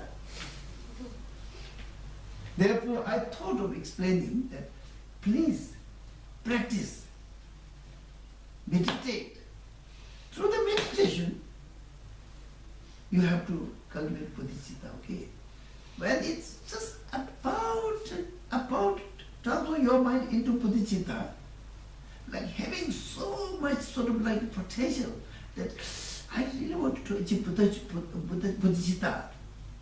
And then there's a really profound teacher comes and they make this explanation. Of course, this can be very profound. Of course, we do, in Tibetan tradition, we do, okay?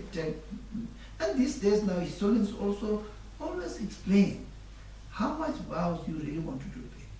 Are you going to take the vows of the aspirational bodhicitta or activated bodhicitta? If you want to take activated bodhicitta, means you have to follow all the Bodhisattva's vows, at least like 18, and then many other vows, okay? And it's aspirational bodhicitta, then it's much easier. So he always explained, and then you just decide yourself, whichever is appropriate to you, whichever you can perform better, you have to decide. And then I will say this, and then you accept. So therefore, His Holiness is giving Bodhisattva's vow, but he explains a lot. Whether you will be able to do this or not, you have to decide, and then he say, yeah. So therefore, and that also from my view, first thing is we have to reduce selfish thinking. Without reducing selfish thinking, talking about bodhicitta is not possible. At least you have to reduce your selfish thinking. Oh, selfish thinking. That is the main thing. Selfish thinking, and then you'll be able to cherish others much more than yourself, important more than yourself. If you have these sort of things, and even you don't do any ceremony, and the human slowly, you will begin bodhicitta inside. So therefore, and also I'm not so qualified.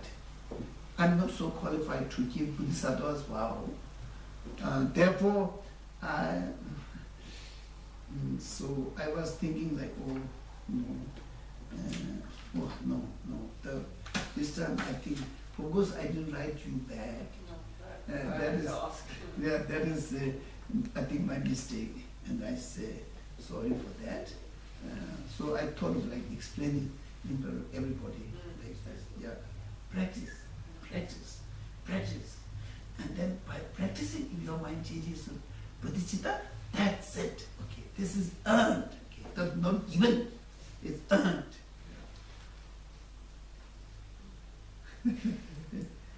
Now, in the last, I have a request. Okay, if it is possible, or any of your friends or whoever, I have some case histories of the monks, and these monks are mostly belongs to a very poor family, and we admitted this year. We admitted about 13, and then 12 we have sponsor, one we have sponsor, and now I brought like say 13 here.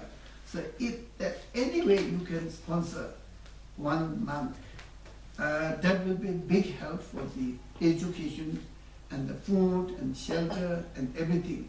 1 month. Monthly the expenses is of course more than 250 krona. It's much more. But then we have some sponsors from Finland. So together, and then will be I think the expenses will be met.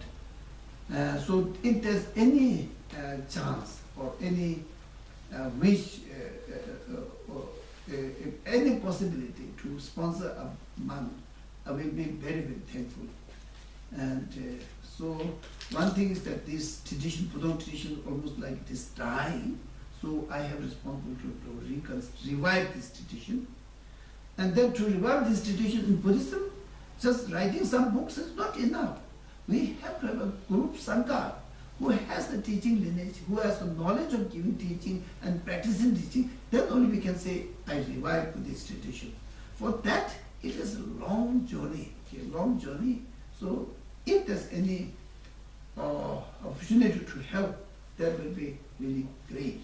So thank you so much. And then of course this time my mind is that sort of not that sort of fresh, and our timing is also a little bit short, and text is quite long.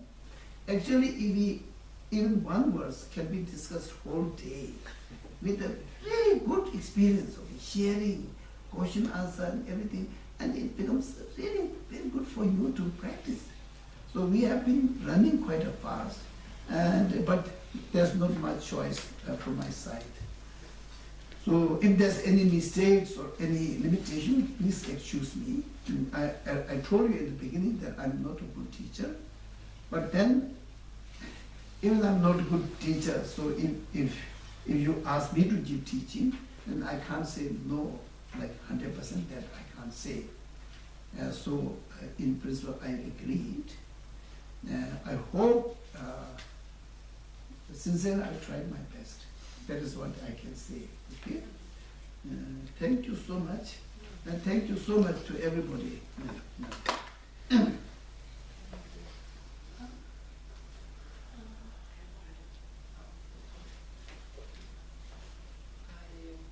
On the behalf of the association, I'd like to offer from all of us, Okay. and also the people not present. Okay. With you. hope to see you again. Oh yeah, okay, yeah. You just see. Thank you. Thank you, yeah. So, thank you. Yeah, thank you. Thank you.